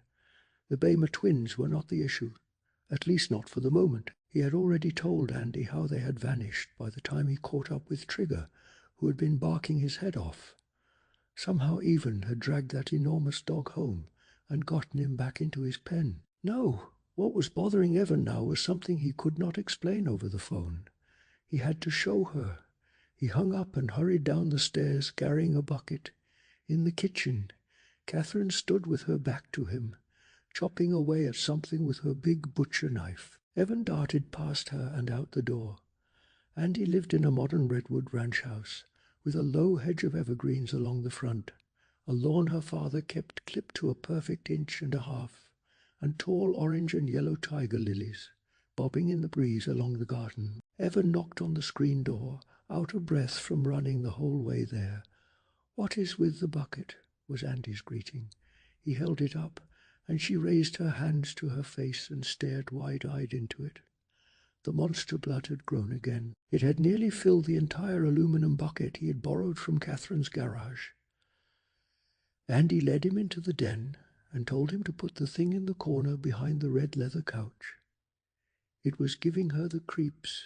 Evan reminded her, with some feeling, that it was giving him the creeps too. He could not turn around without finding it bigger than before. It was growing faster than Trigger, and then they both froze. The same thought hit them at exactly the same moment. The same frightening memory surfaced all at once. Trigger had eaten a ball of the green gunk. Maybe, they said, almost on top of each other. Maybe Trigger was growing because he had eaten the monster blood. Evan paced the room with his hands shoved into his jeans pockets. The stuff kept getting bigger and bigger, and so did poor Trigger. He was all alone out there. There was no one who could help him. Not Aunt Catherine, who could not hear him, and did not want to, who sat all day with her jigsaw puzzle, and argued with her horrible black cat. Not Dr. Forrest either. Evan could already imagine that conversation. My dog is turning into a giant because I let him eat monster blood. Sure. Andy listened patiently and then asked if there was anything she could do. Evan grabbed the bucket and carried it over to her. He wanted to split it up. He wanted her to take some. Andy suggested simply throwing it in the trash, but Evan shook his head hard. What if it outgrew the trash can? What if it just kept growing? And besides, if the monster blood was really what was causing Trigger to grow, he needed it as proof, something to show doctors, so they could cure his dog. Andy tugged at a strand of her hair and suggested calling the police. He even gave her a look. "Oh, sure," he said. "They will really believe us, for sure. We bought this stuff in a toy store, officer, and now it is turning my dog into a giant monster." Andy admitted he had a point and finally agreed to take some. She left the room and came back carrying an empty coffee can. "Fill her up," she said with a small smile. Evan stared at the coffee can. It was not much, but he accepted the help. Andy crouched down and dipped the can into the middle of the bucket. Then she cried out and tumbled backward onto the floor, her hands flying up. The green stuff had been pulling the coffee can in, sucking it. And sure enough, when Evan peered into the bucket, the can had vanished beneath the surface. Evan plunged both hands in to retrieve it. He could feel the pulling too. It was warm, he said. Warm and pulling, almost as if it were alive. Andy told him not to say that. He tugged hard and brought the coffee can up, filled to the top with the quivering green substance. Andy did not want to take it, but even held it out until she did. Just for a little while, he promised. Just until they thought of a better plan. Andy suggested feeding it to the Bamer twins. Evan said that would give them giant Bamer twins. And no thank you. But Andy turned serious then. If Trigger had scared Rick and Tony away that morning, they would be looking to get back at Evan. They were not just playing around. They could be vicious. They could really hurt him. "Thanks for cheering me up," Evan said glumly. He picked up the bucket, now only 2/3 full, and Andy walked him to the front door. She asked him to call her later. He nodded and stepped outside into the afternoon air. He was halfway to the sidewalk when the Bamer twins slipped out from behind the evergreen hedge. Their hands balled into big red fists. The Bamer brothers stepped out from the shadows of the hedge like a pair of predators who had been waiting all along. Their short blonde hair caught the late afternoon sunlight, and they were both grinning with a kind of gleeful menace that made Evan's blood run cold. He stood frozen, staring from one to the other. Nobody said a word. Then one of the Bamers snatched the bucket right out of Evan's hand and flung it to the ground. It landed with a heavy thud, and the thick green contents oozed out onto the grass, making disgusting sucking sounds as it spread. "Hey!" Evan cried, breaking the silence. But that was all he managed to get out. The other twin drove a fist hard into his stomach, and the pain radiated through his whole body like a shock wave. The punch stole the breath right out of him. He gasped, reaching for air that wouldn't come. He never saw the second punch. It landed on his cheek, just below his right eye, and he howled. His hands flailed uselessly as both brothers closed in on him. Then one of them shoved him hard by the shoulders, and even went sprawling onto the cool, damp grass. Pain swept over him like a blanket, followed fast by a wave of nausea. He closed his eyes, gasping noisily, waiting for the sharp ache in his stomach to fade. The ground seemed to tilt beneath him. He reached out and grabbed it, holding on tight so he wouldn't fall off. When he finally managed to raise his head, Andy was standing over him, her eyes wide with alarm. He groaned and tried to push himself up, but the dizziness, the spinning, tilting grass forced him back down. "Are they gone?" he asked, eyes still closed. "Rick and Tony ran away," Andy said, kneeling beside him. "Are you okay? Should I call my mum?" He opened his eyes. "Yeah, number I don't know." "What happened?" she demanded. He raised a hand to his cheek. "Ow, it was already swollen and too painful to touch." "They beat you up." "Either that or I was hit by a truck," he groaned. A few minutes later, which felt like hours, he was back on his feet, breathing normally, rubbing his swollen cheek. "I have never been in a fight before," he told Andy, shaking his head. "Never." "It doesn't look like it was much of a fight," she said, her expression still tight with concern. He started to laugh, but it made his stomach hurt. "We will pay them back," Andy said bitterly. "We will find a way to pay them back, the creeps." Then Evan spotted the monster blood. The bucket lay on its side. The green gunk had oozed across the grass, forming a wide, thick puddle. They worked together, leaning over it, trying to push the glob back into the bucket. It would not budge easily. "Let us try picking up handfuls," Andy suggested. "Oh, it doesn't want to come apart," Evan said in surprise. "Look, it sticks together." "It is like taffy," Andy said. "You know how they make taffy in those machines? The stuff just sticks together in one big glob." "This isn't taffy," Evan muttered. "It is disgusting." Working together, they managed to lift the entire green mass and drop it back into the bucket. The stuff made a sickening sucking sound as it settled, and both of them had trouble pulling their hands free from it. "It is so sticky," Andy said, making a disgusted face. "And warm," Evan added, finally wrenching his hands out. "It is like it is trying to swallow my hands, sucking them in." Andy glanced up at the house and saw her mother motioning from the front window. "Dinner time." She looked back at Evan's swollen cheek for just a moment. "Wait till your aunt sees you," she said. And then she was gone, taking long strides across the lawn. "She probably won't even notice," Evan said glumly, to no one. He picked up the bucket by the handle. "What are we going to do with this stuff?" "Take it back to the toy store tomorrow," Andy called back. "That is what we'll do. Simply take it back."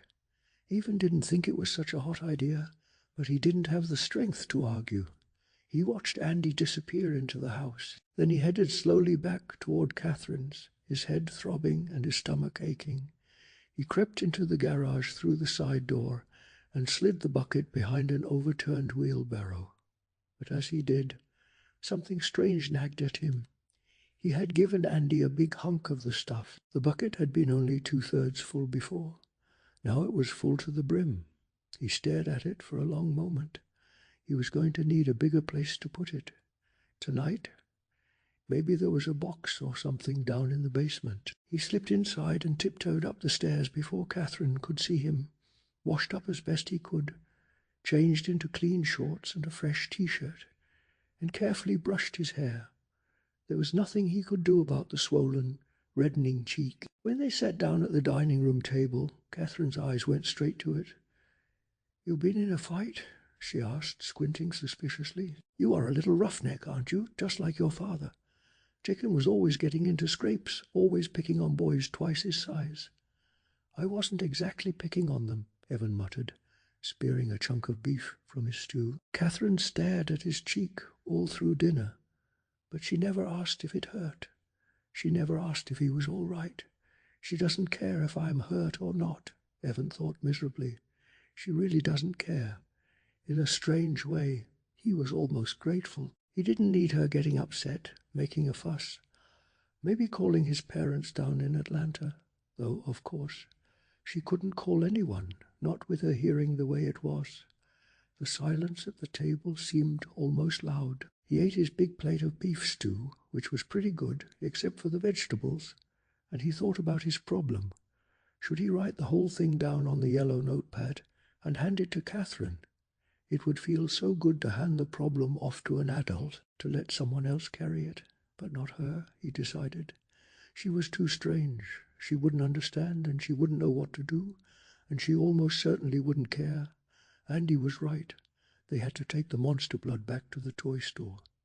Get rid of it. Simple as that. But in the meantime, the stuff was growing, and he had to find something big enough to hold it.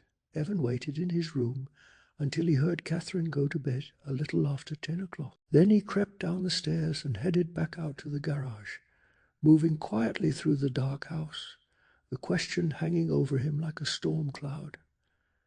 Just how much bigger was that bucket going to be when he got there? It was a cool, clear night.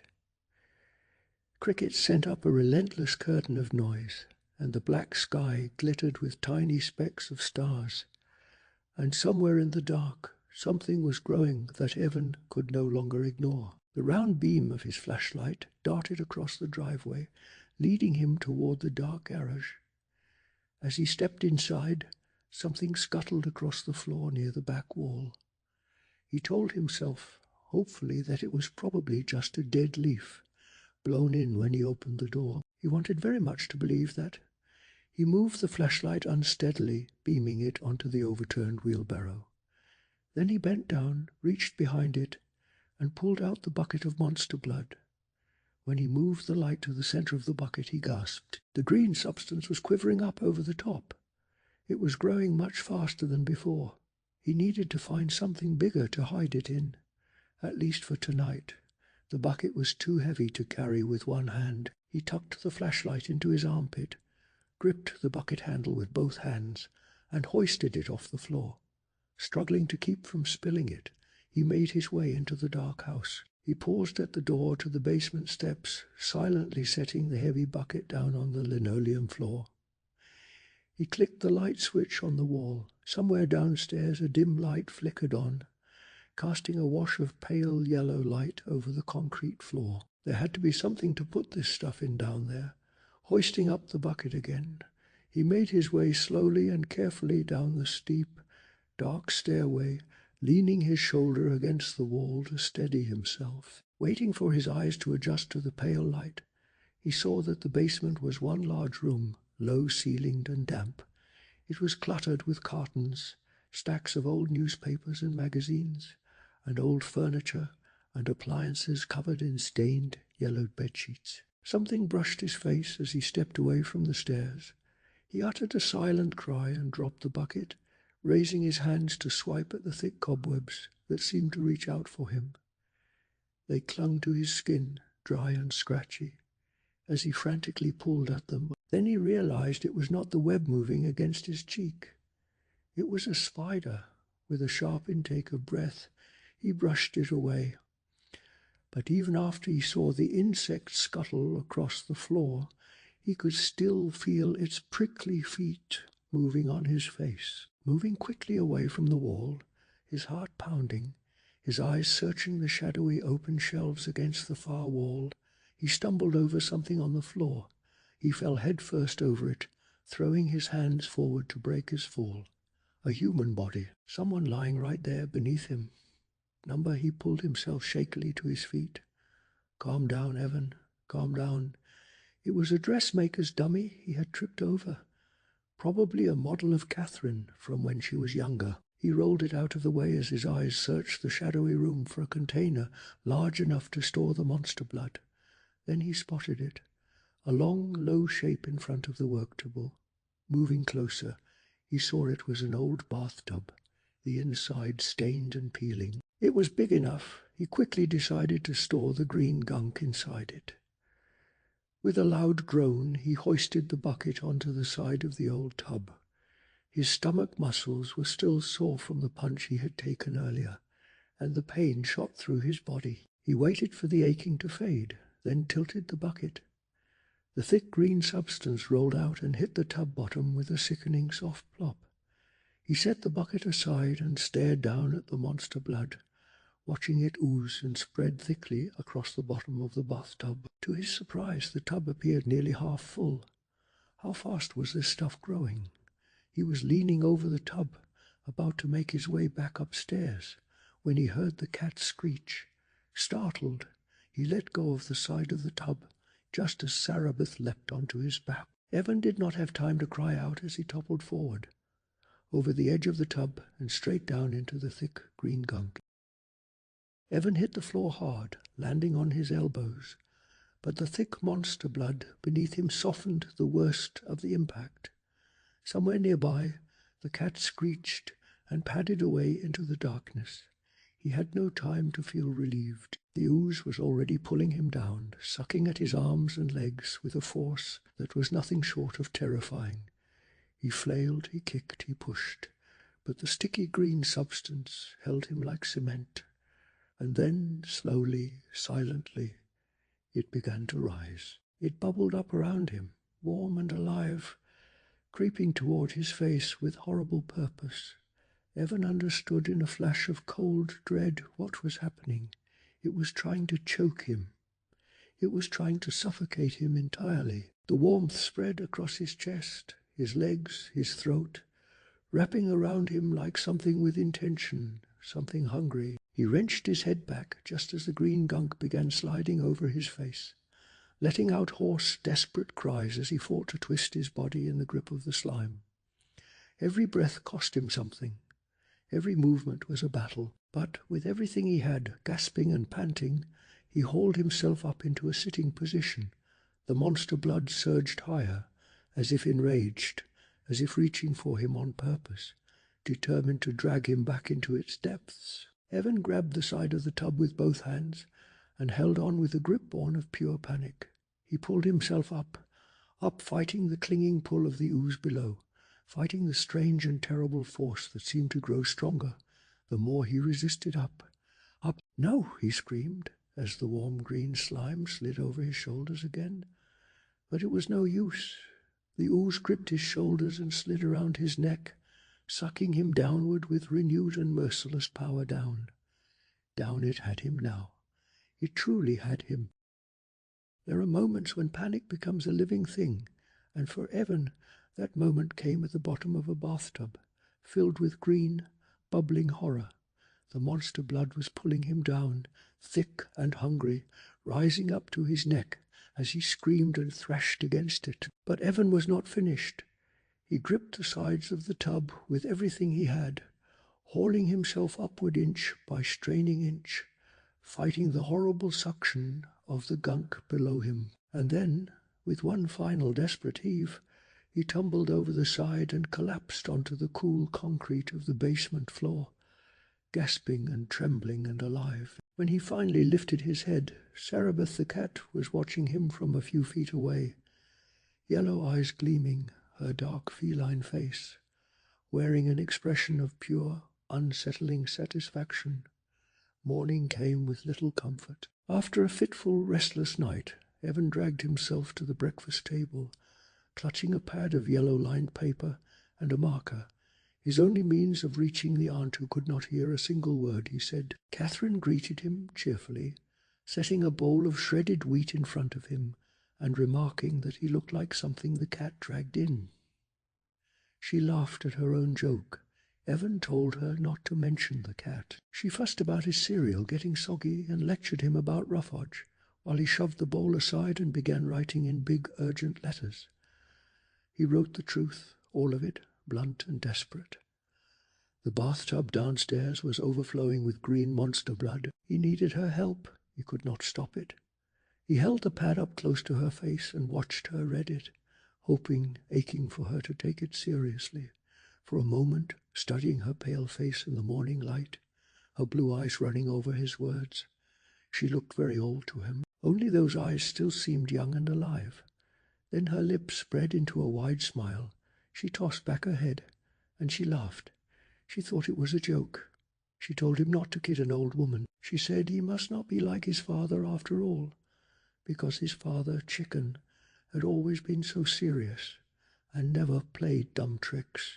Evan shouted that he did not care about Chicken, slammed the pad onto the table, and stood there trembling with fury as his aunt wiped tears of laughter from her eyes. Then her expression went suddenly cold and sharp. She grabbed his earlobe and squeezed it hard, whispering that she had warned him to be careful. When he cried out in pain, she let go, her eyes glowing like blue jewels. Evan walked out of the kitchen, rubbing his ear, and made a decision. His aunt was not going to help him. She was a crazy old lady who would probably laugh at the green slime itself if he dragged her down to see it. He had one person left. He had Andy. He called her with shaking fingers and got straight to the point. She was right. They had to take the monster blood back to the store. Andy had her own problem to report. The chunk he had given her had already outgrown a coffee can, and then outgrown an ice bucket too. It was making sick noises, and it was horribly sticky. Evan suggested plastic lawn bags, the big ones. It was worth a try. The toy store opened at 10. They agreed to meet on the corner in 20 minutes. They set off through town, looking like the strangest pair anyone had ever seen. Andy rode her BMX bike with a bulging plastic bag hanging from the handlebars. Evan walked beside her, dragging his own enormous bag over the sidewalk, unable to lift it. It scraped and bumped along the concrete, heavy with a growing, disgusting thing trapped inside. A teenager in a passing car leaned out his window, grinning, and asked if they had a dead body in the bag. "Just garbage," Evan told him. "That is for sure." Andy muttered. People stopped and stared. They crossed into town, turned onto the next block, and headed for the toy store with the last of their hope riding on those two straining bags. And then they stopped dead in the middle of the street. The door of the toy store was boarded up. The window was boarded up. A small hand-printed sign tacked to the top of the door said 3 words that hit them like a punch. Out of business. Evan was desperate. The garbage bags were full of something that had no business being alive, and all he wanted was to get rid of it. He pounded on the door of the shop with both fists, calling out for anyone who might answer. Nobody did. A young woman across the street finally told him what he already feared. The store was closed, boarded up, done.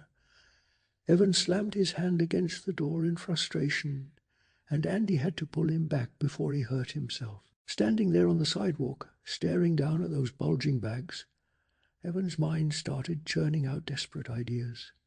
He even muttered something dark about feeding the stuff to Catherine and letting her chop it up with that knife she always seemed to be carrying. Andy put a gentle hand on his shoulder and told him he wasn't thinking too clearly. She was right. What made it worse was what they noticed next.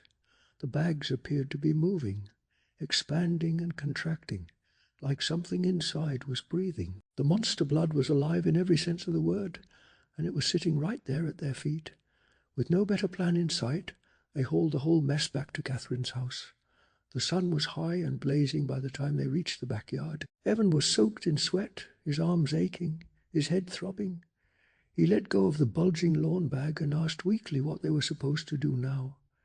Andy spotted the answer leaning against the garage. A big aluminum trash can with a lid that clamped down tight. It looked sturdy enough to hold just about anything. She pulled off the lid and dumped her bag in first. The contents hit the bottom with a sick, squishy sound that made both of them wince. Then came Evan's bag. It was heavier than anything had a right to be. Together they wrestled it up and over, and the monster blood rolled out like a tidal wave, sloshing against the sides of the can, rising up as if it was trying to escape back into the world. Evan slammed the metal lid down hard and clamped the handles tight. They stood there staring at the can for a long moment, half expecting it to burst apart at the seams. Then Catherine stepped out of the kitchen door. She scanned the backyard until she found them, and there was a wide smile on her face. She was holding a yellow piece of paper. A telegram. Evan's mother was coming to pick him up that very afternoon. For one brief second, Evan thought that Catherine looked relieved to be getting rid of him. Then he pushed that thought aside entirely and leapt into the air with a whoop that could probably be heard down the street. It was the best news he had ever received in his life. Andy didn't share his excitement. She pointed back at the trash can and reminded him that he was leaving his aunt a very unpleasant surprise. Didn't he think they ought to tell someone about the monster blood before he left? Do something about it? But Evan was already running. He sprinted to the back of the yard, to Trigger's pen, calling his dog's name with pure joy in his voice. He pulled open the gate, and then he gasped. Trigger came bounding toward Evan like a freight train with fur, and something was terribly, unmistakably wrong. The cocker spaniel that skidded across the yard was no longer the small, friendly dog Evan knew. Trigger had doubled in size overnight, grown to the proportions of a pony, all wagging tail and thundering paws and wild, excited energy.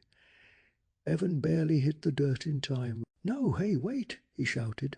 But Trigger was already past him, already past the gate, already thundering across the backyard and around the side of the house, barking ferociously as he disappeared toward the street. Andy stood frozen, hands raised to her face, staring in pure shock at the enormous creature that had just vanished from sight. "I don't believe it. He is so big." Evan scrambled to his feet, heart hammering. A dog that size loose in the neighborhood could hurt someone. "We've got to stop him. He might hurt someone. Trigger, Trigger, come back." He spun and ran, calling frantically. But his feet caught Andy's bike, and down he went, crashing hard into the trash can at the edge of the driveway. Andy shrieked as the metal can toppled over, with Evan sprawled across it. The can hit the driveway with a loud clang, and then things got much, much worse. The lid popped off and rolled away. The green gunk inside poured out onto the pavement. It oozed away from the can, and then it stopped, and then, impossibly, it appeared to stand up, quivering, making loud sucking sounds, righting itself, pulling itself up tall. The two kids went completely silent as the quivering green mass seemed to come alive before their eyes, like some newly born creature stretching and pulling itself upright, looking around at this strange new world it had tumbled into. There was nothing accidental about the way it moved. There was nothing mindless about it at all. Then, with a loud sucking sound, it arched itself toward Evan, who was still sprawled helplessly across the toppled can, unable to move fast enough, unable to do anything but stare. "Get up, Evan," Andy screamed. "Get up, it is going to roll right over you." Evan let out a sound he had never made before, something raw and animal, a cry torn straight from his gut as the quivering green ball bounced toward him. Andy grabbed his hand and hauled him to his feet, screaming for him to run. The monster blood was alive. There was no longer any question about that. It heaved itself against the garage wall, stuck there for one horrible second, then peeled off and came bouncing after them with shocking speed. Plop, plop, plop. The two of them scrambled down the driveway toward the front yard, screaming at the top of their lungs, Evan's legs gone weak and rubbery beneath him, his heart slamming in his chest, his temples throbbing with every frantic step. He made the mistake of looking back. The monster blood was right behind them, closing the gap with each wet, disgusting bounce. A robin in the grass never even looked up in time. The trembling green mass simply rolled over it, and the bird, wings beating wildly, let out one last cry before disappearing inside. Evan moaned and turned back, forcing himself to keep running. The giant ball changed direction, leaving round white stains across the grass like enormous footprints, still bouncing and quivering and hunting them. Andy pressed her hands to her cheeks and screamed that it was alive. Evan didn't know his own voice anymore. It had gone so tight with terror. They reached the front of the house, and a voice called out, startling them both into stopping. On the sidewalk stood the Bamer twins, their beefy faces wearing matching grins. One of them raised a fist toward Evan, clearly delighted to have found his favorite target. They took a few steps forward. Then the grins died. Their mouths fell open. The monstrous green mass came rolling down the driveway, moving as fast as a bicycle, and neither brother could make himself move. Their eyes bulged. They threw their arms up as if that could possibly stop it. It could not. The monster blood hit them with a deafening smack. They flailed and twisted and screamed for help, their bodies writhing as the green gunk oozed over them, covering every inch. Then came a loud sucking pop, and they were pulled inside. Andy shielded her eyes and muttered that it was sick. Evan could only gasp as the brothers stopped struggling, their arms going limp, their faces swallowed up by the quivering mass. The sucking sounds grew louder as they were pulled deeper and deeper in. Then the monster blood bounced high, turned and started back up the drive. Evan and Andy stood frozen, unsure which way to go. Evan cried out for them to split up, insisting that the thing could not chase both of them at once. Andy opened her mouth, but nothing came out. Before either of them could move, the front door of the house burst open and Aunt Catherine stepped out onto the stoop. She gripped the screen door and demanded to know what was happening out there, her eyes filling with horror as the answer rolled toward her at terrifying speed. She stood frozen for a long moment, as if her mind refused to accept what her eyes were seeing. Then she let go of the door and fled back into the house, leaving it wide open behind her. The monster blood hesitated at the foot of the stoop. It bounced in place once, twice, 3 times, as if it were thinking. Evan and Andy watched from across the lawn, gasping for breath, and Evan felt a wave of nausea wash over him as he spotted the Bamer twins, still visible deep within the glob, faceless and still, prisoners bouncing inside a living nightmare. Then the monster blood made its decision. It launched itself high into the air, hurtled up the steps, and squeezed through the open doorway. A blood-curdling scream came from inside the house. Evan stood in the middle of the yard, his voice barely above a whisper, and said what they both already knew. It had Aunt Catherine. Evan reached the house first, his lungs burning as if they were about to burst from the desperate sprint. Andy came pounding close behind him, breathless and frightened. "What are you going to do?" Andy called out. "I don't know," Evan replied, grabbing the screen door and hurling himself inside. "Aunt Catherine!" he screamed, bursting into the living room. And there it was. The enormous glob filled the center of the small room, bouncing and quivering, oozing across the carpet, and leaving its sticky trail in every direction. Pressed within its heaving green mass, the outlines of the Bamer twins could be seen, swallowed up inside the monster. It took Evan a few terrible seconds to spot his aunt. The bouncing, seething hunk of monster blood had backed her all the way against the fireplace.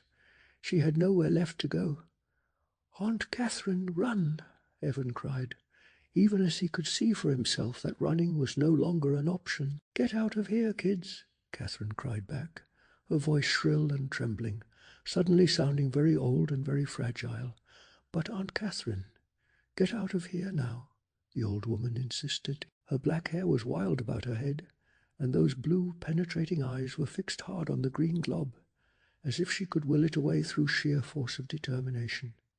Evan turned to Andy, lost and uncertain. Andy stood with her hands tugging at the sides of her hair, her eyes wide with the fear that was growing by the second as the seething green mass crept steadily closer to Catherine. "Get out," Catherine repeated shrilly. "Save your lives. I made this thing. Now I must die for it." Evan gasped. Had he heard that correctly? The words hit him like a cold wave and then repeated themselves in his mind, sharp and clear and terrifying. "I made this thing. Now I must die for it." The chapter ends on that single stunning confession hanging in the air, leaving Evan and the reader alike frozen with one desperate, unanswered question. What exactly did Aunt Catherine do? And what dark secret has she been hiding all along? The room seemed to tilt and spin around Evan as he stared in horror at the massive heaving glob of monster blood pushing toward his aunt. He gripped the back of Catherine's armchair just to stay upright, and in that terrible moment, pictures came flooding into his mind. The strange bone pendant Catherine always wore around her neck, the mysterious books that lined the walls of his bedroom, Cerebus, the black cat with the glowing yellow eyes, the black shawl Catherine always wrapped around her shoulders in the evening. It was all coming clear to him now, like pieces of a horrible puzzle finally snapping into place. He thought back to the day he and Andy had brought home the blue can of monster blood from the toy store. Catherine had insisted on seeing it, on touching it. He remembered the way she had rolled the can around in her hands, examining it so carefully, her lips moving silently as she read the label. What had she been doing? What had she been saying? The thought struck him like a bolt of cold lightning. Had she been casting a spell on the can? A spell to make the monster blood grow? A spell to terrify him? But why? She barely even knew Evan. Why would she want to frighten him, to hurt him, to kill him? And then he remembered her words as she handed the can back. Be careful, she had called after him. A real warning. A warning against her own spell. The words burst out of Evan before he could stop them, in a voice he barely recognized as his own.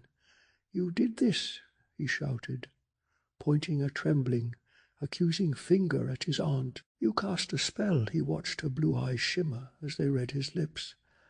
Then they filled with tears, tears that spilled over and ran down her pale cheeks. No, she cried. No, you did something to the can.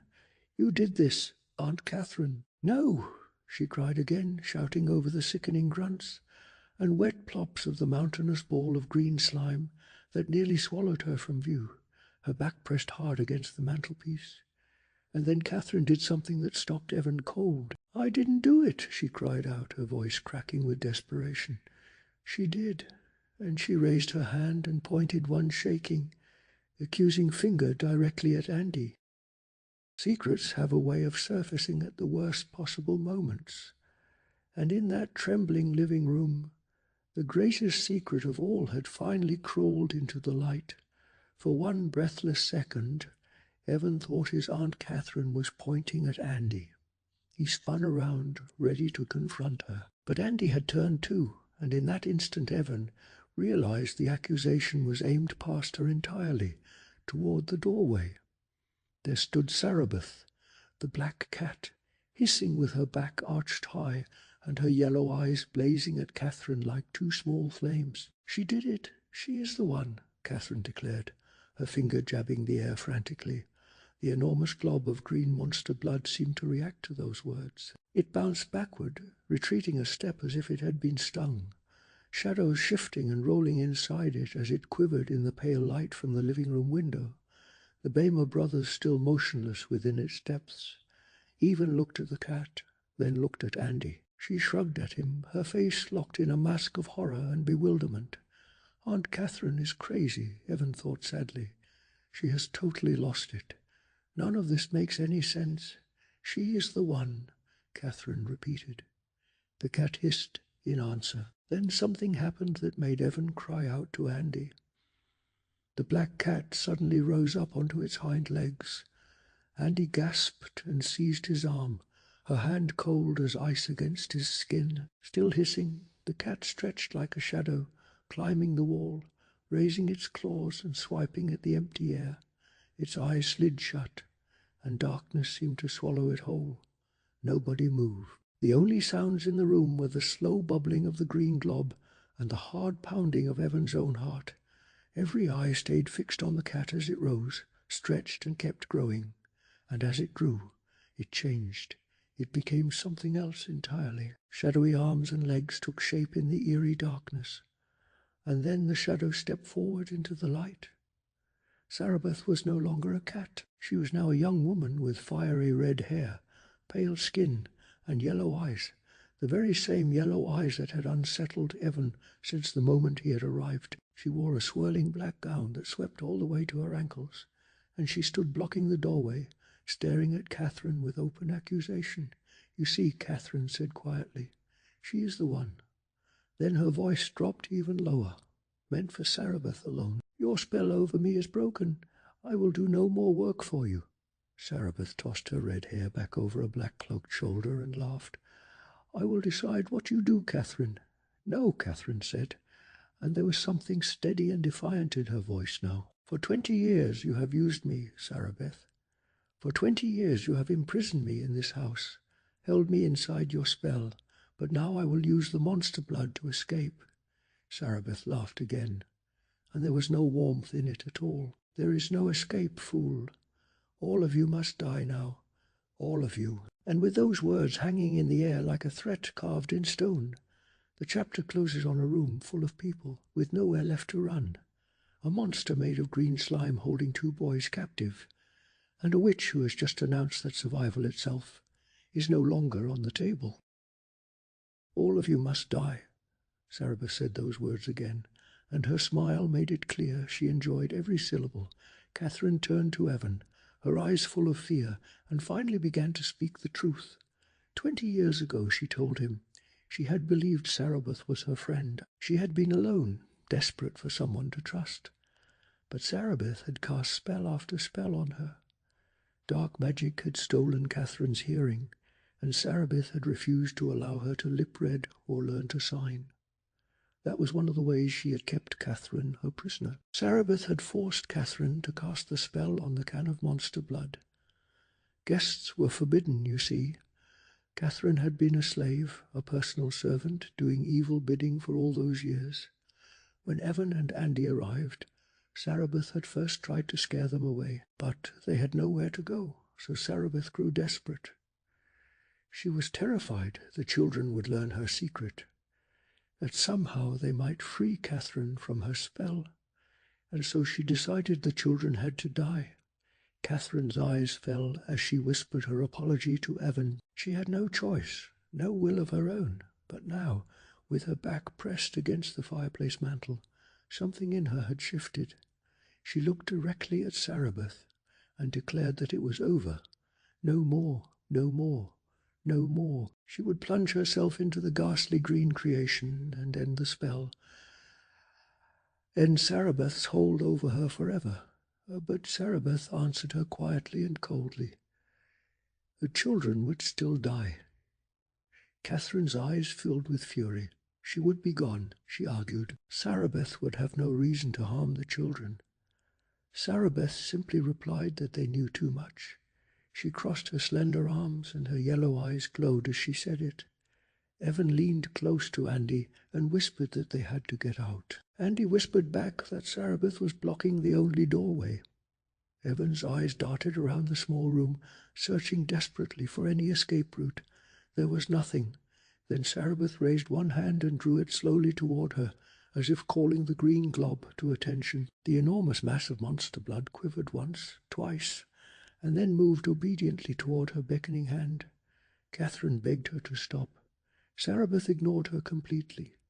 With another gesture, the bubbling green gunk rolled forward. Sarabeth commanded it to kill the children, and the glob picked up speed as it surged across the carpet straight toward Evan and Andy.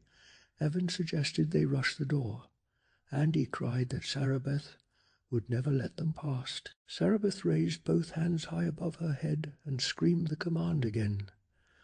The pulsating, bouncing mass of green was just a few feet away now.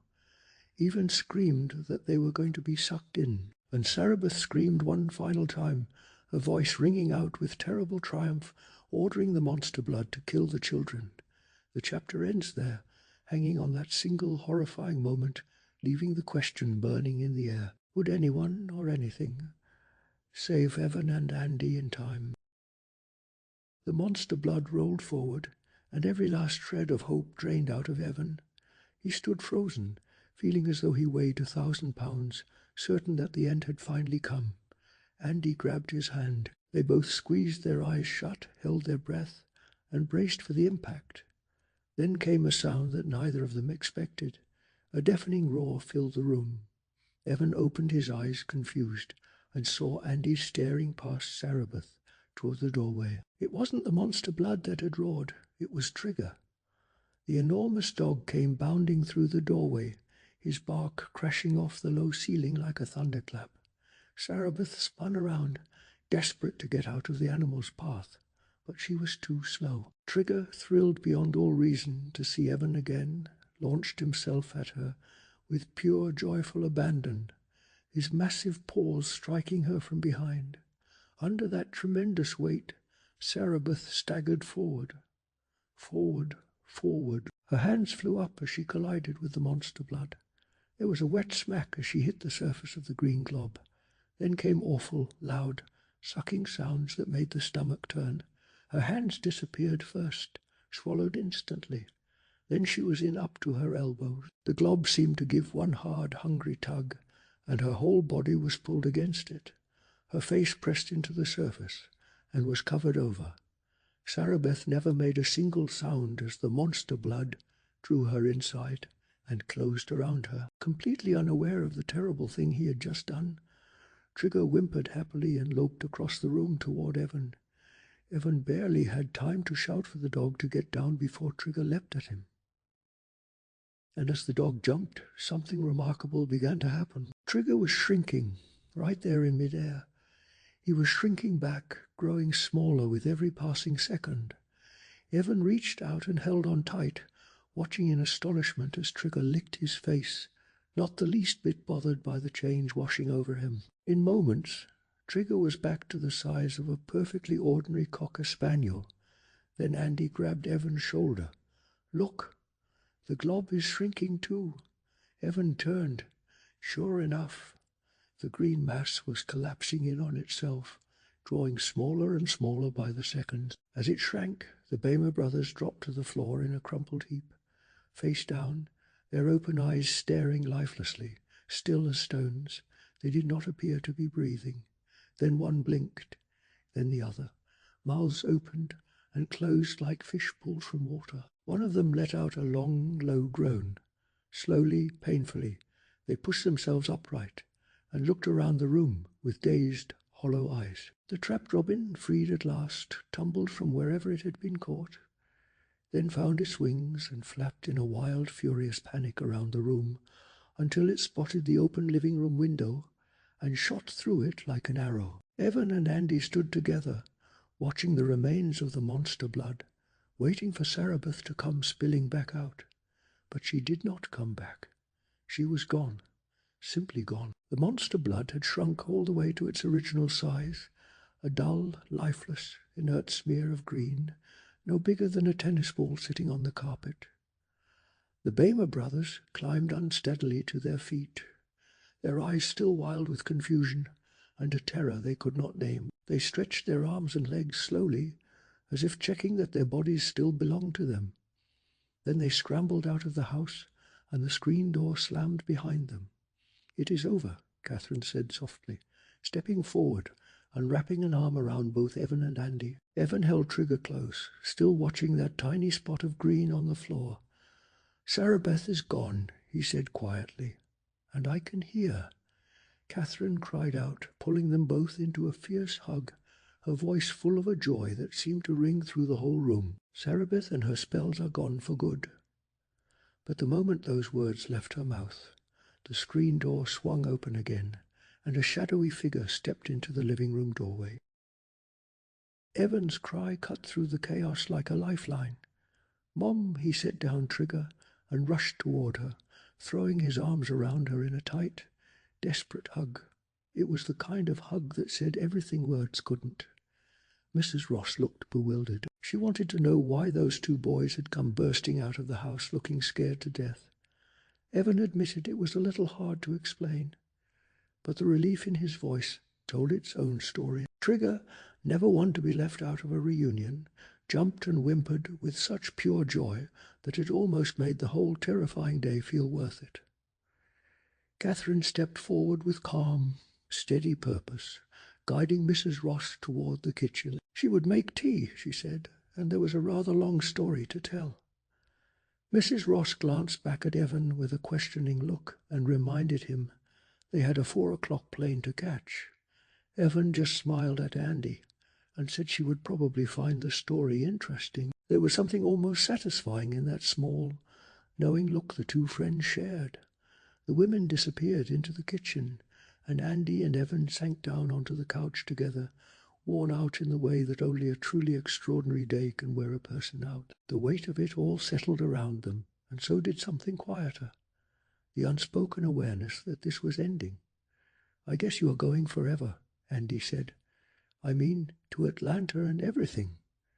Even felt the awkwardness rise up before he could stop it. He said he would like to write to her, and he brightened at that, and mentioned that her dad had a phone credit card. Maybe she could get the number and call him sometime. "Yeah, great," Evan agreed.